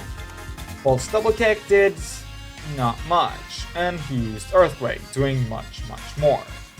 I switched to Discharge, which generally ends up doing more, which it did, but not enough. 1 more Earthquake, and Bolt went down. I sent in Frost and used Blizzard. It landed and finished off Greedent. Scovillain was up next, and I sent in Sol. Psychic was not quite enough to KO, and he used Crunch, doing slightly less than me. Not wanting to risk it, I used Psychic again, and down went Scovillain. Next came Toedscool, and I let Frost back in. Remembering the last battle, I used Snowscape to make sure Blizzard hits, which I really should have done against Greedent, as Toedscool returned to Spore, putting Frost to sleep. I tried for Blizzard, and Toedscool went for the usual Earth power, Frost not waking up yet. I hoped to get the wake up the next turn, but annoyingly Toedscool crit Earth power again, knocking Frost out. All in all, this match wasn't much different to last time. Remembering the Jet did no good last time, I let Sol in. Psychic did about a third of Toedscool's health, while Power Whip was enough to take down Sol. I tried for Jet anyways, who once again survived Power Whip and dished out a Roar Beam, enough to take Toedscool down. Arven switched to Garganacl, and I stayed with Jet. Misclicking, I accidentally used a Roar Beam again, not doing much damage, and Jet was knocked out by Garganacl's Stone Edge. Wanting to keep Ribbon for Mabosstiff, I had just Shade left. Foul Play did about a quarter of Garganacl's health, and he used Stealth Rock. Another Foul Play, Garganacl was almost down, but went for Body Press, doing about half of Shade's health. The next Foul Play was not quite enough to knock out, but Body Press was, and Shade went down, leaving Ribbon against 2 Pokemon in a bit. Coming in, Ribbon got hurt by Stealth Rock before using Magical Leap to take down Garganacl. Cloyster was up next and went for Liquidation right off the bat, putting Ribbon to half health before she went for Magical Leap, leaving Cloyster at red health, healing a bit with the Shell Bell. Not thinking Quick Attack would do it, I risked taking another Liquidation, which Ribbon survived at red, though with lower defense. Q-Charm activated as well, but wasn't useful, as the next Magical Leap took Cloyster down. Mabosstiff still remained, and I did not feel good about my position, and I was right to do so, as Mabosstiff was faster and Play Rough took down Ribbon. I lost once again. Deciding to try something else, I flew to Mesagoza to finish Operation Starfall. In front of the academy doors stood Klawf, that, in a move that no one expected, and by that I mean every single person knew it was going to happen, revealed himself to be Director Klawf. In addition, he started claiming that Cassiopeia is in fact himself, and that he pre-recorded all of the phone calls. With him being Cassiopeia, he challenged me to a battle. He started with an Oranguru, while I had Frost in front. Using Bite for Frost gained as an Eevee, Oranguru took very little damage, showing just how bad a base attack of 60 is. Oranguru replied with Yawn, making Frost drowsy. Expecting a psychic move next, I switched to Shade. Oranguru went for Foul Play instead, which was still resisted. Shade went for his own Foul Play, nearly taking out Oranguru, who used Yawn once again. Taking the risk, I let Shade use another Foul Play. Shade knocked out Oranguru and fell asleep.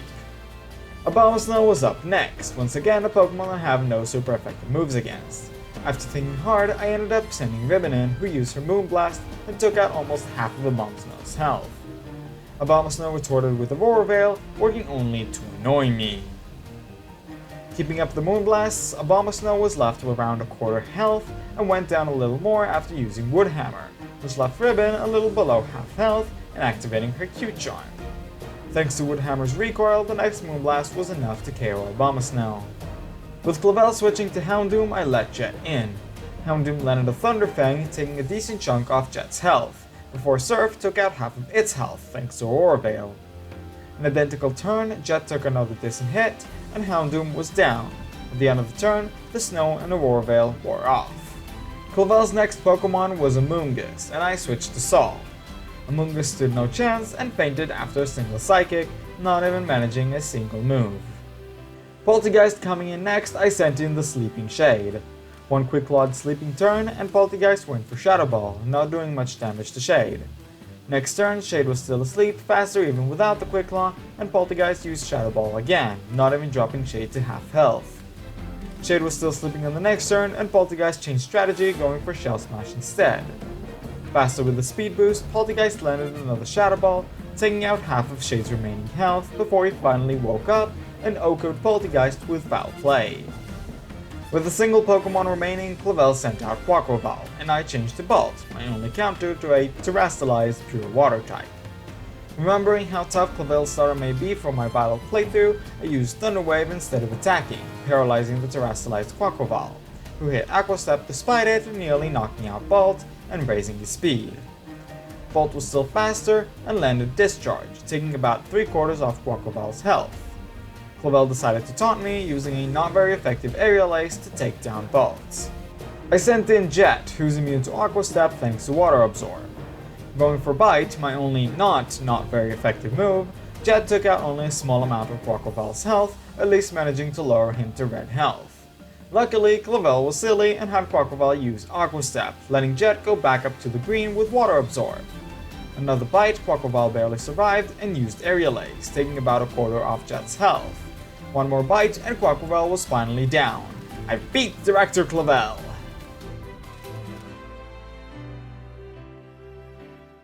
Alas, Director Clavel was not the real Cassiopeia. He merely thought he knew who they were and wanted to resolve the whole Team Star matter on his own, which is why I tried to get in on Operation Starfall in the first place.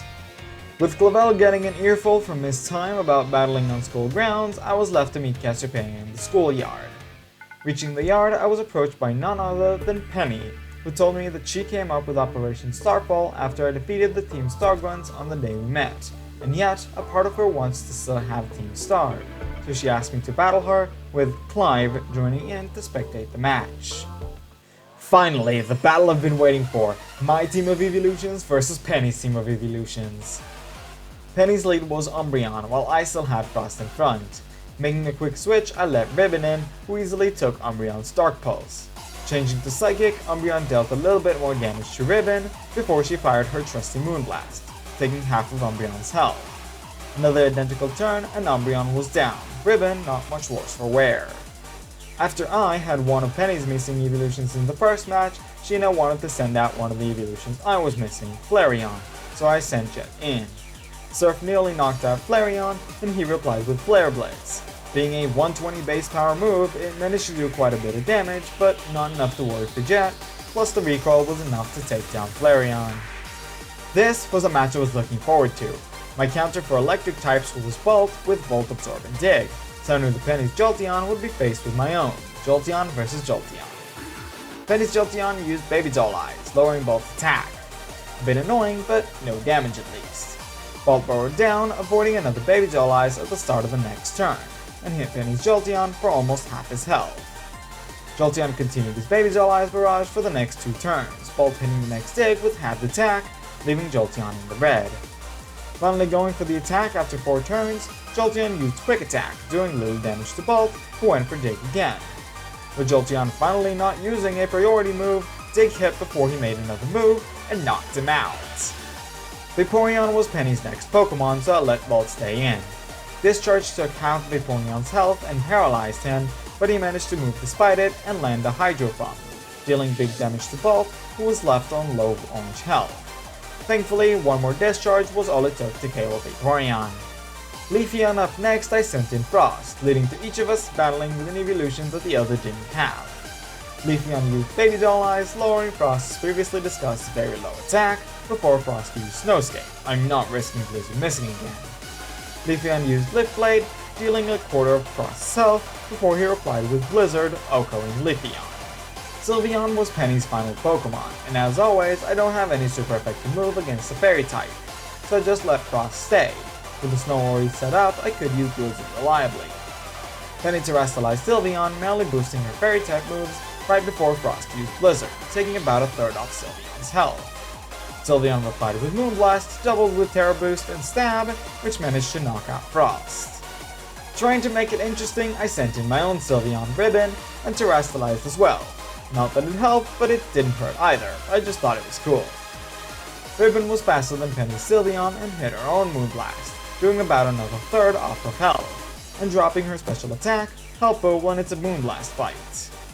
Speaking of which, Sylveon used Moonblast again, leaving Ribbon in the orange.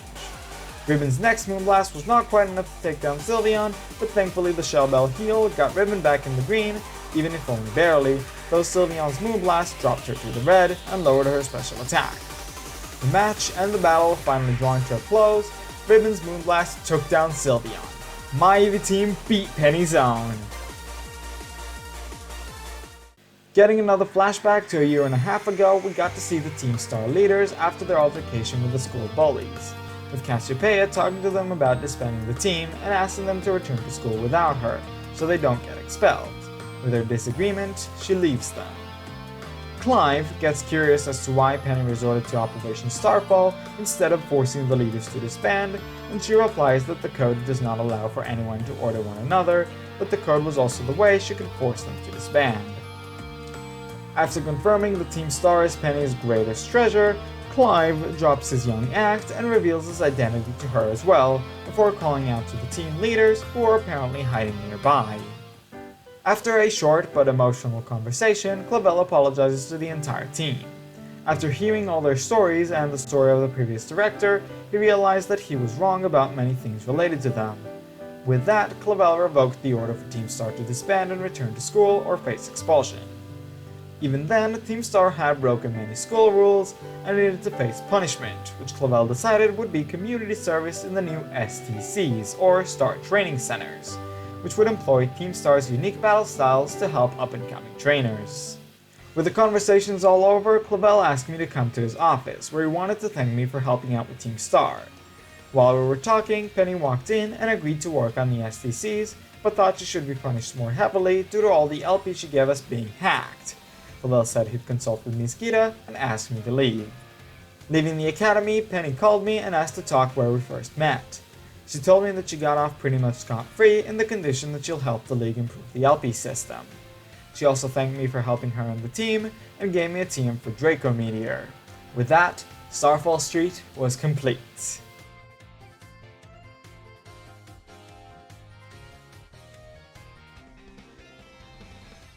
Flying back to the lighthouse, I prepared myself for facing Arven again.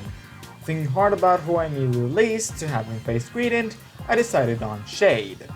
The battle started with Shade's foul play doing not stellar damage, and Greedent replying with Body Slam, not doing much damage either, but paralyzing Shade. However, I forgot about Shade's ability, Synchronize, and I didn't expect for Greedent to be paralyzed right back. Another identical turn, both Pokemon went down to the orange, Shade having slightly more health. The next foul play nearly knocked out Greedent, and Body Slam didn't even get Shade to the red. I attempted a quick attack to finish things off, but Shade's paralysis finally caught up to him and he couldn't move. Amazingly, so did Greedent. Another quick attack attempt, the Quick Claw uselessly activated, and Greedent was down. Gorganical coming out next, I sent in Jet. Surf got Gorganical to the red, while his Stone Edge only got Jet to mid-orange thanks to a crit. Preserving PP, I switched to Aurora Beam and knocked out Gorganical.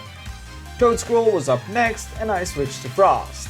Not risking Blizzard missing, I used Snowscape, and Toadsquirrel stayed with the trusted strategy of Spore on the first turn. As always, Toadsquirrel went for Earth Power while Frost was still asleep. Toadsquirrel finally didn't crit the second Earth Power, but Frost was still asleep. Caving in, I gave a full restore to Frost, waking him up and healing him, while Toadsquirrel went for a Sludge Bomb as a finishing move.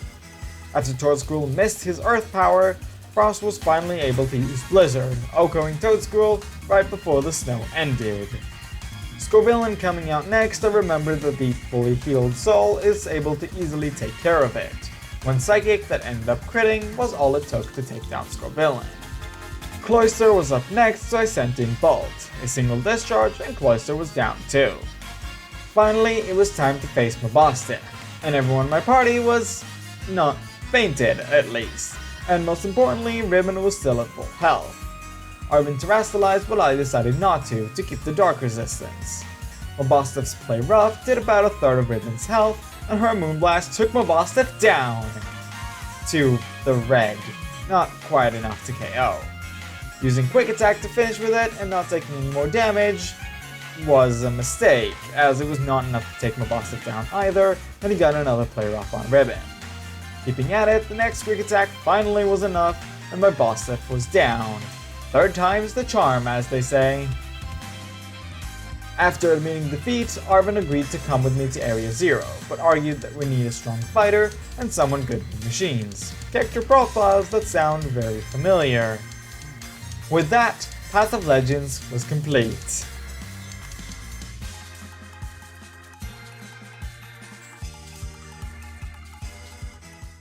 But before going in there, I had to finish Victory Road and achieve Champion rank.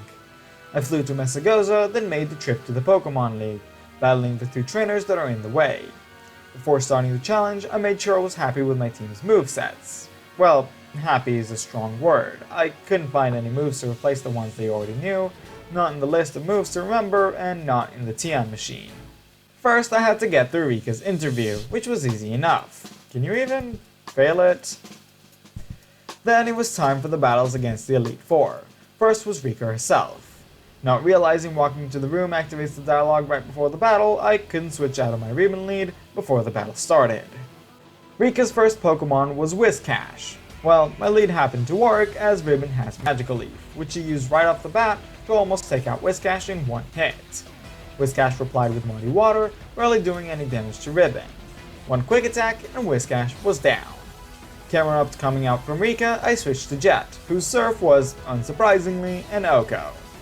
Donphan coming out next, I switched to Frost for a bit of variety. I started with Snowscape, not risking a miss in the league, unlike Rika who went for Stone Edge only to actually miss, probably not helped by Snowcloak. Frost used Blizzard and would have OHKO'd if it wasn't for Donphan's Sturdy. Stone Edge hit this time, not doing much damage thanks to the Snooze defense boost. Quick Attack was obviously enough to take out the last hit point Donphan had left. Dugtrio was out next. I decided to take advantage of the snow and keep Frost in. Except Dugtrio used Sandstorm and threw all my help out the window, of course making me miss Blizzard. Dugtrio started the next turn with Rock Slide, taking a decent chunk off Frost's health, and I tried my luck with a 70% accurate move again. It missed again, one more Rock Slide, and down went Frost.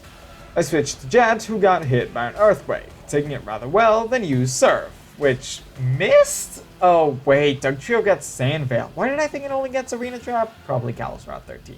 Anyways, Dugtrio went for another Earthquake, putting Jet in the red, and I finally hit a move on it, Surf thankfully OHKOing. Clodsire was Rika's final Pokemon.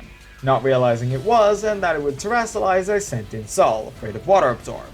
I realized my mistake, but hit Psychic anyway, which would land on another pure ground Clodsire if it hadn't used Protect. What's the use of that on the first turn in a single battle anyway? Psychic at least landed the next turn, doing almost half of Clodsire's health, who then replied with Toxic, badly poisoning Sol. I was annoyed, but then Synchronize activated and poisoned Clodsire right back. This is just a Karma ability, isn't it? Psychic again, knocking Clodsire to the red before Clodsire used Earthquake, only putting Sol in the orange. Both took poison damage, which was not enough to change their health colors, but was enough to put Clodsire in quick attack range. 1 down, 3 to go.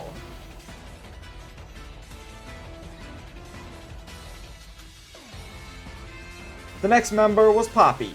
After healing my team, I put Bolt in front to take care of the Seal types with Dig. Her lead was Caparajah.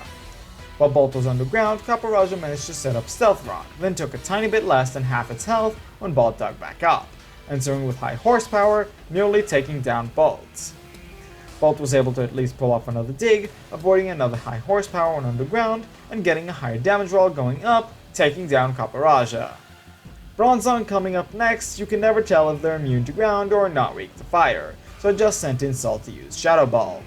Sol took a bit of damage from Stealth Rock, but not enough to worry, and OHKO'd Bronzong with his attack critting. Did it matter? I don't know. Corviknight was next, and I sent in Bolt, which immediately fainted from Stealth Rock, which I always forget about. Having no more super effective moves, I just let Jet come in to resist any steel moves. Surf took out more than half of Corviknight's health, and its Bird Bird put Jet to the orange, dropping his health a little more. One more Surf, and down went Corviknight. I would have very much appreciated still having my ground user against the incoming Magnezone, so I just ended up letting Sol in. With still resisting Psychic, I used Shadow Ball, which did a bit under half of Magnezone's health. It lowered its special defense, but it used Light Screen, so the next Shadow Ball did a little bit less than the previous, not even getting Magnezone to the red. Magnezone fired back with Flash Cannon, placing Sol in the orange too. One more Shadow Ball, and down went Magnezone. Poppy's last Pokemon was Tinkaton. Again, not having much choice, I just left Sol in, preferring to not be hurt by the Stealth Rock. Sol's Shadow Ball did concerningly little, and her Gigaton Hammer knocked out Sol with a crit. I sent in Jet to at least discourage more of these. Tinkaton used Brick Break and put Jet to the red, adding to his previous damage, while his Surf at least did a bit more than Shadow Ball, right before Light Screen wore off. That's probably why Shadow Ball didn't do much. Forgot about it. Gigaton Hammer, not very effective as it is, still managed to knock out Jet. All three of our remaining Pokemon are weak to either Steel or Fairy. Wonderful. After many thoughts, I sent in Shade. Perhaps Tinkaton's Fairy move isn't as bad as Gigaton Hammer. Tinkaton goes for Play Rough, obviously, but misses, letting Shade hit Foul Play, dealing decent damage. I suddenly realized I could get rid of my Fairy weakness and Terrastallize Shade, making him a normal type, though I did seem to forget about Brick Break. It didn't really matter as Tinkaton went for Gigaton Hammer, but Shade held on, launching another Foul Play, which left Tinkaton on what was probably single hit points. Going for a nicely Terra boosted Quick Attack, Shade knocked out Tinkaton, winning the battle. 2 down, 2 to go.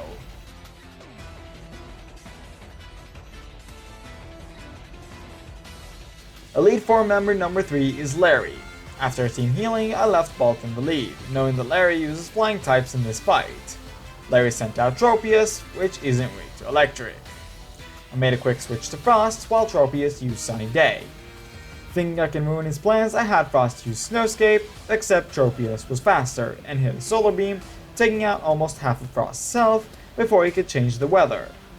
No longer Chlorophyll boosted, I assume, Tropius didn't get another move in before being hit by a 4-time super effective Blizzard and going down.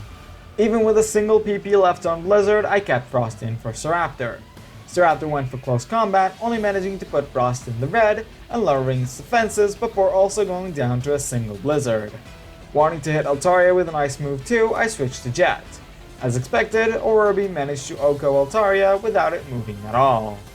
Not remembering which Oricorio Larry uses, I left Jet in, as all of them are weak to ice and not all to electric. Case in point, Larry sent out the electric flying Oricorio, which went ahead and used Teeter Dance, confusing Jet. Hitting through his confusion, Jet took out most of Oricoreo's health with a Roar Beam. Oricorio started the next turn with Revelation Dance, which, even while super effective, didn't even put Jet in the orange, and his Aurora Beam, after ignoring the confusion again, took Oricorio down. Getting rid of the confusion, I switched to Bolt for Larry's Flamigo. Flamigo terastallized, not that it mattered too much, as it was still weak to electric, and Bolt's discharge was enough to KO. Only one Elite Four member left.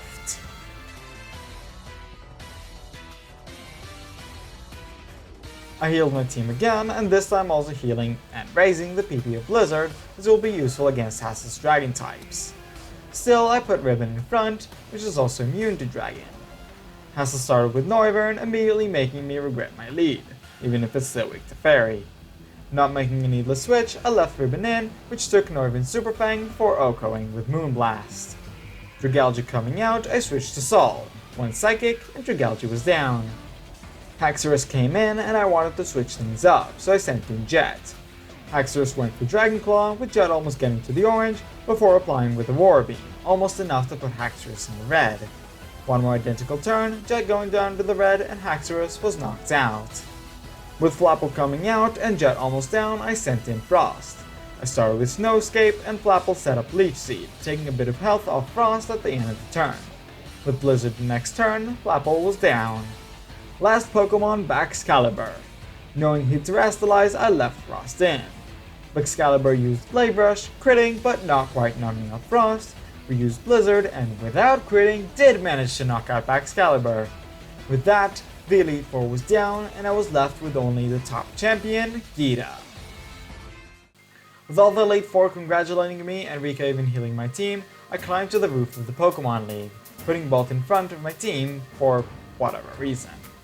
Gita's first Pokemon was Espathra. Hoping for a Psychic move, I made the switch to Shade, and I was right. Espathra went for Lumina Crash, ineffective against the Dark type.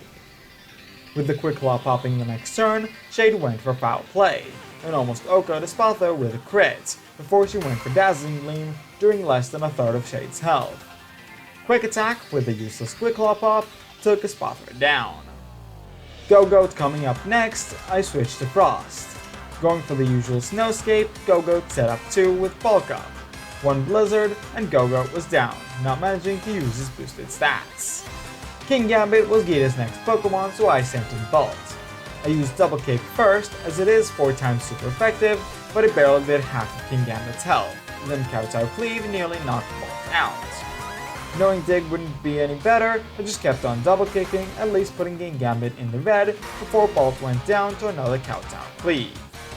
After taking my time to figure out who would be the next Pokemon to take it down, I settled on Jet, being the only one not weak to his stab moves while having at least a normally effective move. One Surf was enough to take him down. Next came Avalon, and thankfully the snow ended right then. I left Jet in to resist any ice move. Jet's Surf took out most of Avalon's health, putting it nearly in the red before it used Avalanche. The double power from being hit, negating the resistance, ending up doing not much damage. One more Surf, and it managed to knock out Avalon. Veluza was next, and I sent in Shade. Foul Play almost managed to knock out Veluza, who replied with Liquidation, which didn't do much damage but put Shade in the orange. Once again, Quick Attack was able to pick up the knockouts. Then it was time for Ace Glamora, which I knew terastallizes to rock, so I sent in Jet. Glamora started things off with Sludge Wave, which did decent damage, putting Jet at about mid-orange, while his Surf put Glamora in the red. Terra Blast came out next from Glamora, which I thought would have knocked out Jet, but he managed to survive on 1 HP and finish off Glamora with another Surf. With Gita defeated, I've finally obtained the rank of Champion. Walking out of the Pokemon League, Nemona came running at me and Gita, excited to finally stand against an equally ranked rival. Doing what Nemona does best, she challenged me to a battle. Stopping the battle before it started, Gita asked Nemona to let me rest my Pokemon and to choose a battleground that would be special for the two of us. After we settled on Mesagoza, Nemona headed out. Not wasting any time, I flew to Mesagoza and put Jet in front, knowing that Nemona would lead with her Lycanroc. The battle started with Lycanroc's Stone Edge doing a little over half of Jet's health. Surf in return, OHKO'd Lycanroc. Palmot coming out next, I sent out Bolt. Bolt dug underground, avoiding Palmot's close combat, then hit Dig for about 2/3 of Palmot's health. Palmot went for close combat again, nearly KOing Bolt, but he survived, and Palmot's defenses fell. I thought I could just get another Dig, but Palmot used Quick Attack, and Bolt went down. I sent out Sol and used Psychic. Thankfully being faster than Palmot, Sol picked up the knockout without taking damage. Dunsparce was next, and having no more super effective moves against it, I just left Sol in. Psychic dealt more than half of the Dunsparce's health before it went for Coil, not boosting anything that would let it damage Sol before going down to his next Psychic. Next up was Orthworm, and I sent in Jet. Surf put Orthworm in the red immediately, and so did its Body Press, only when added to Jet's fire damage. One more Surf, and down went Orthworm. Nemona sent in Goodra, and I switched to Ribbon, even when knowing they get some poison moves. Case in point, Goodra used Sludge Bomb, taking about 2/3 of Ribbon's health with a crit, might I add. And Moonblast was not as strong, but the Shell Ball gave Ribbon a little bit of health back. Hoping for a stupid decision on Nemona's side, I clicked Moonblast again, but no, Goodra used Sludge Bomb, which left Ribbon with 3 HP? The lack of a crit and getting a lower damage roll let Ribbon survive the second Sludge Wave and fire another Moonblast, taking out Goodra. Nemona was down to her last Pokemon, Meowscarada, and I sent in Frost. Meowscarada terrestrialized the grass and fired Flower Trick, taking about 2/3 of Frost's health. Not good, as I went for the usual Snowscape. Hoping for another stupid move, I hit Blizzard, but Meowscarada used another Flower Trick, and down went my best Pokemon against it. Hoping Jet is faster, I sent him in. I hit Aurora Beam, but Meowscarada was faster than him too, hitting Flower Trick and taking Jet down as well.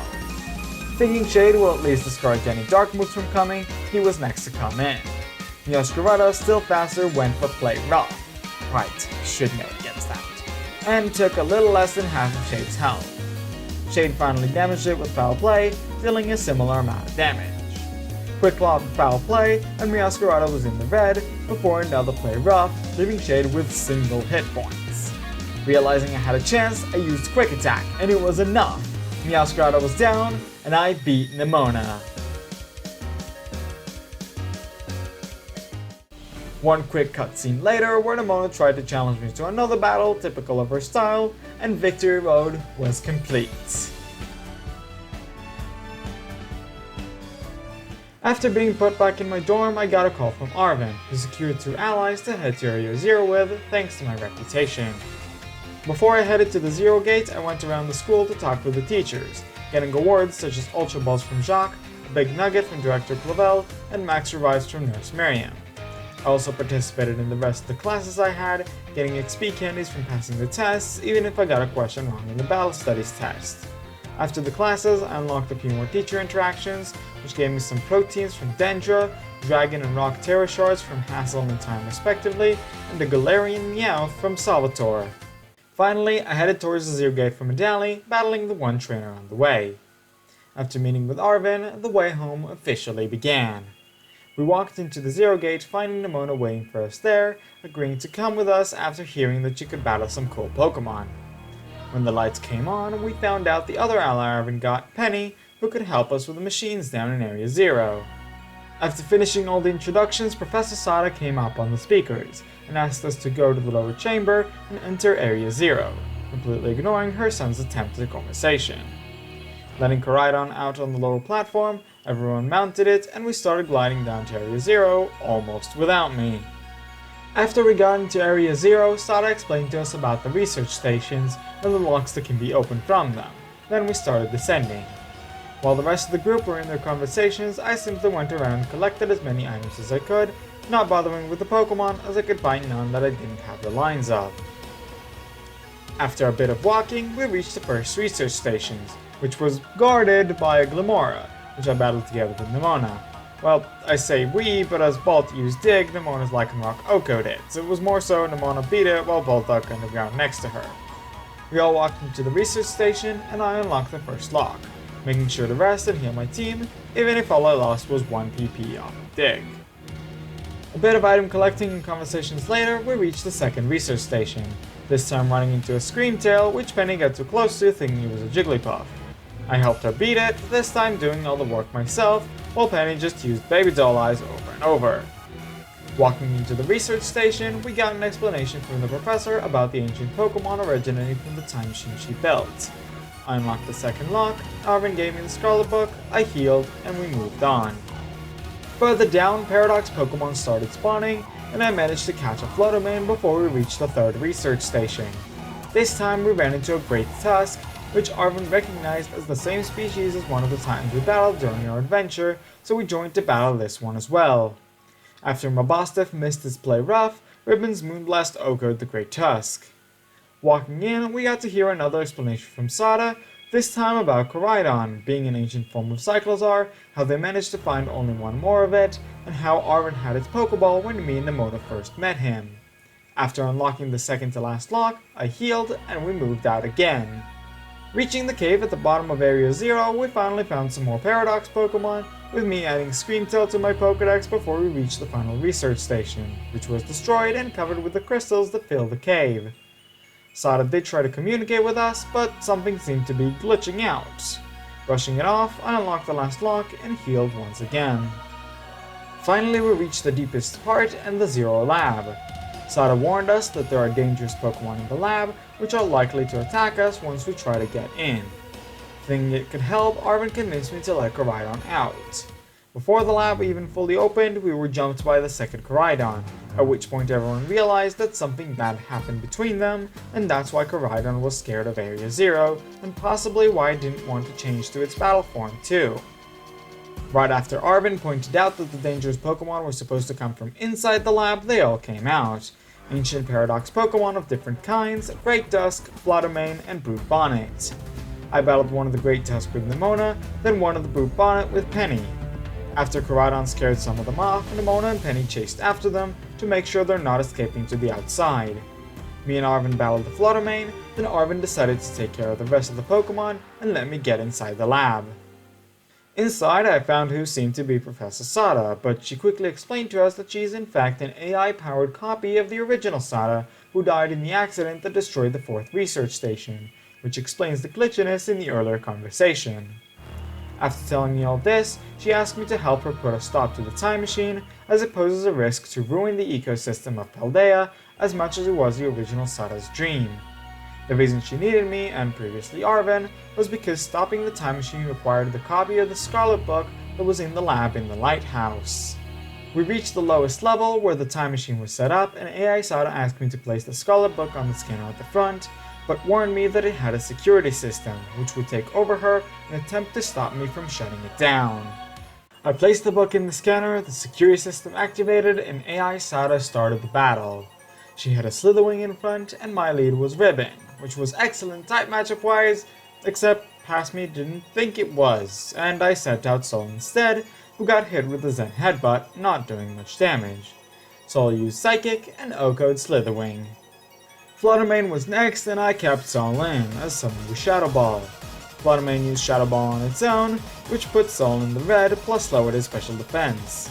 Unfortunately, Sol's Shadow Ball only dealt a little over half of Fluttermane's health, and its Shadow Ball knocked Sol out. Having run out of super effective moves, I sent in Ribbon. Fluttermane fired another Shadow Ball, which only did a third of Ribbon's health, then her Moonblast put it to red health, healing a bit with a Shell Bell.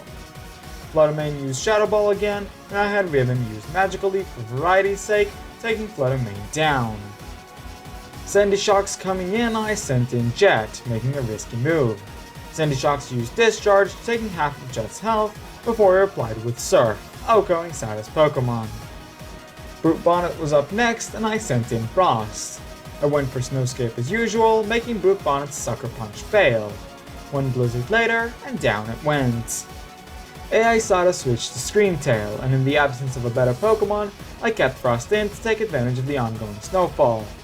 Screamtail used Drain Punch, which, while super effective, did barely anything, and Frost's Blizzard took more than half of the Screamtail HP, enough that even the next Drain Punch's healing didn't save it from going down to a second Blizzard. Roaring Moon, being weak to Ice, was also given for Frost to handle. Roaring Moon started things off with Stone Edge, which nearly took down Frost, thanks to a booster energy raising its attack, but nearly taking down is not taking down, like what Frost did with a single Blizzard. With that, AI Sada was defeated. Everyone finally arrived at the time machine. Arvin tried talking with Sada to figure out what really happened, and was replied with a part of the AI Sada that included the original's memories, but slightly glitched out. Before the emotional event could continue, the security system kicked back to action, surprising even AI Sada and activating the Paradise Protection Protocol, which locked all Pokeballs but Sada's and took over AI Sada once again, causing her to send out the Koraidon still in her possession. With none of our Pokeballs working, none of us could send out a Pokemon to battle and all seemed lost. But there was one hope. My Koraidon's Pokeball was also registered under Sada's name, so I sent it out. One little encouragement and it transformed to its battle form. Only having one good move, I used Collision Course, taking little effect from the opposing Koraidon's taunt and dishing a decent chunk off its boss bar. The other Koraidon used Flamethrower, doing little damage to mine before taking another Collision Course. PPP's Koraidon used Bulk Up, raising attack and defense, lessening Collision Course's damage, but it was still damage. Finally using her big guns, the opposing Koraidon used Giga Impact, leaving mine with a single HP, surviving with Affection, before using another Collision Course. Arvin's Cheer helped raise Koraidon's attack, cancelling the opposing Koraidon's defense boost, who had to recharge after Giga Impact, before finally falling to orange health from my last Collision Course. Suddenly, Penny pointed out that my Terra Orb started glowing, meaning I could terrestrialize Koraidon and use another move I had, Terra Blast. Everyone's cheers boosted all of Koraidon's stats before it terrestrialized and used its boosted speed to go first, use a Dragon-type Terra Blast, and finish off Paradise Protection Protocol's Koraidon.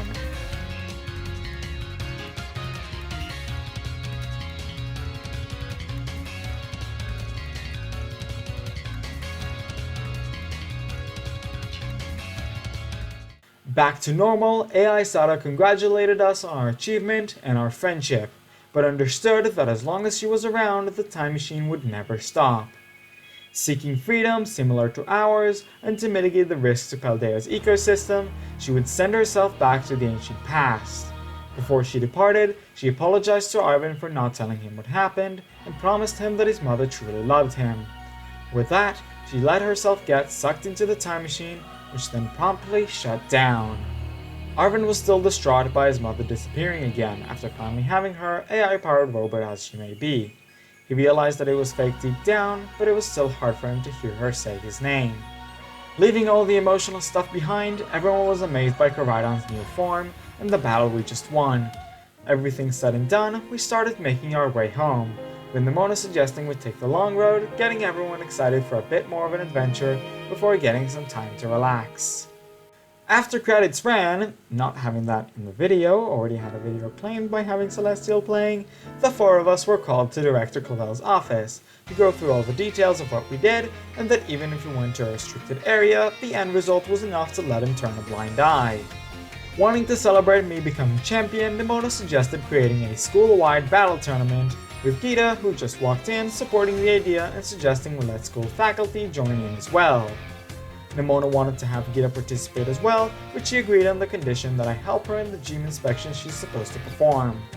Gita left with Penny to take care of the link point system, even if the latter would much rather binge some anime that she missed. Nemona left to take care of organizing the tournament, and Arvin's role was so obvious it went without saying.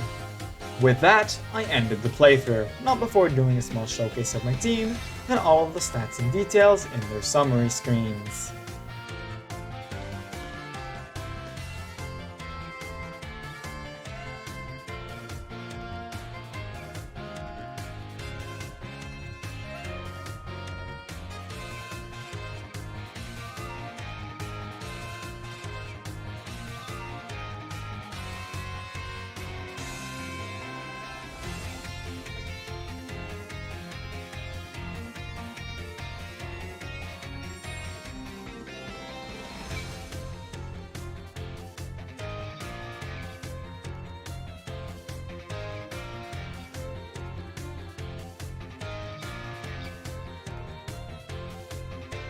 And this is going to be it for this video. This was supposed to be a special video for Eevee Day, but even though I finished the playthrough a few days before it happened, it turns out scripting a video summarizing 30 hours of footage is not a simple task, and can take about a month. Thank you guys so much for watching. I hope you all enjoyed. If you did, make sure to hit that like button and subscribe for more Pokemon content. If you did subscribe, make sure to follow me on Twitter with the link in the description for updates on the channel and my life in general. I post it whenever I upload a video and before I go live, so it really is the best place to get updated. And with that being said, that's all I have for today, so thank you so much for watching, and I'll see you later.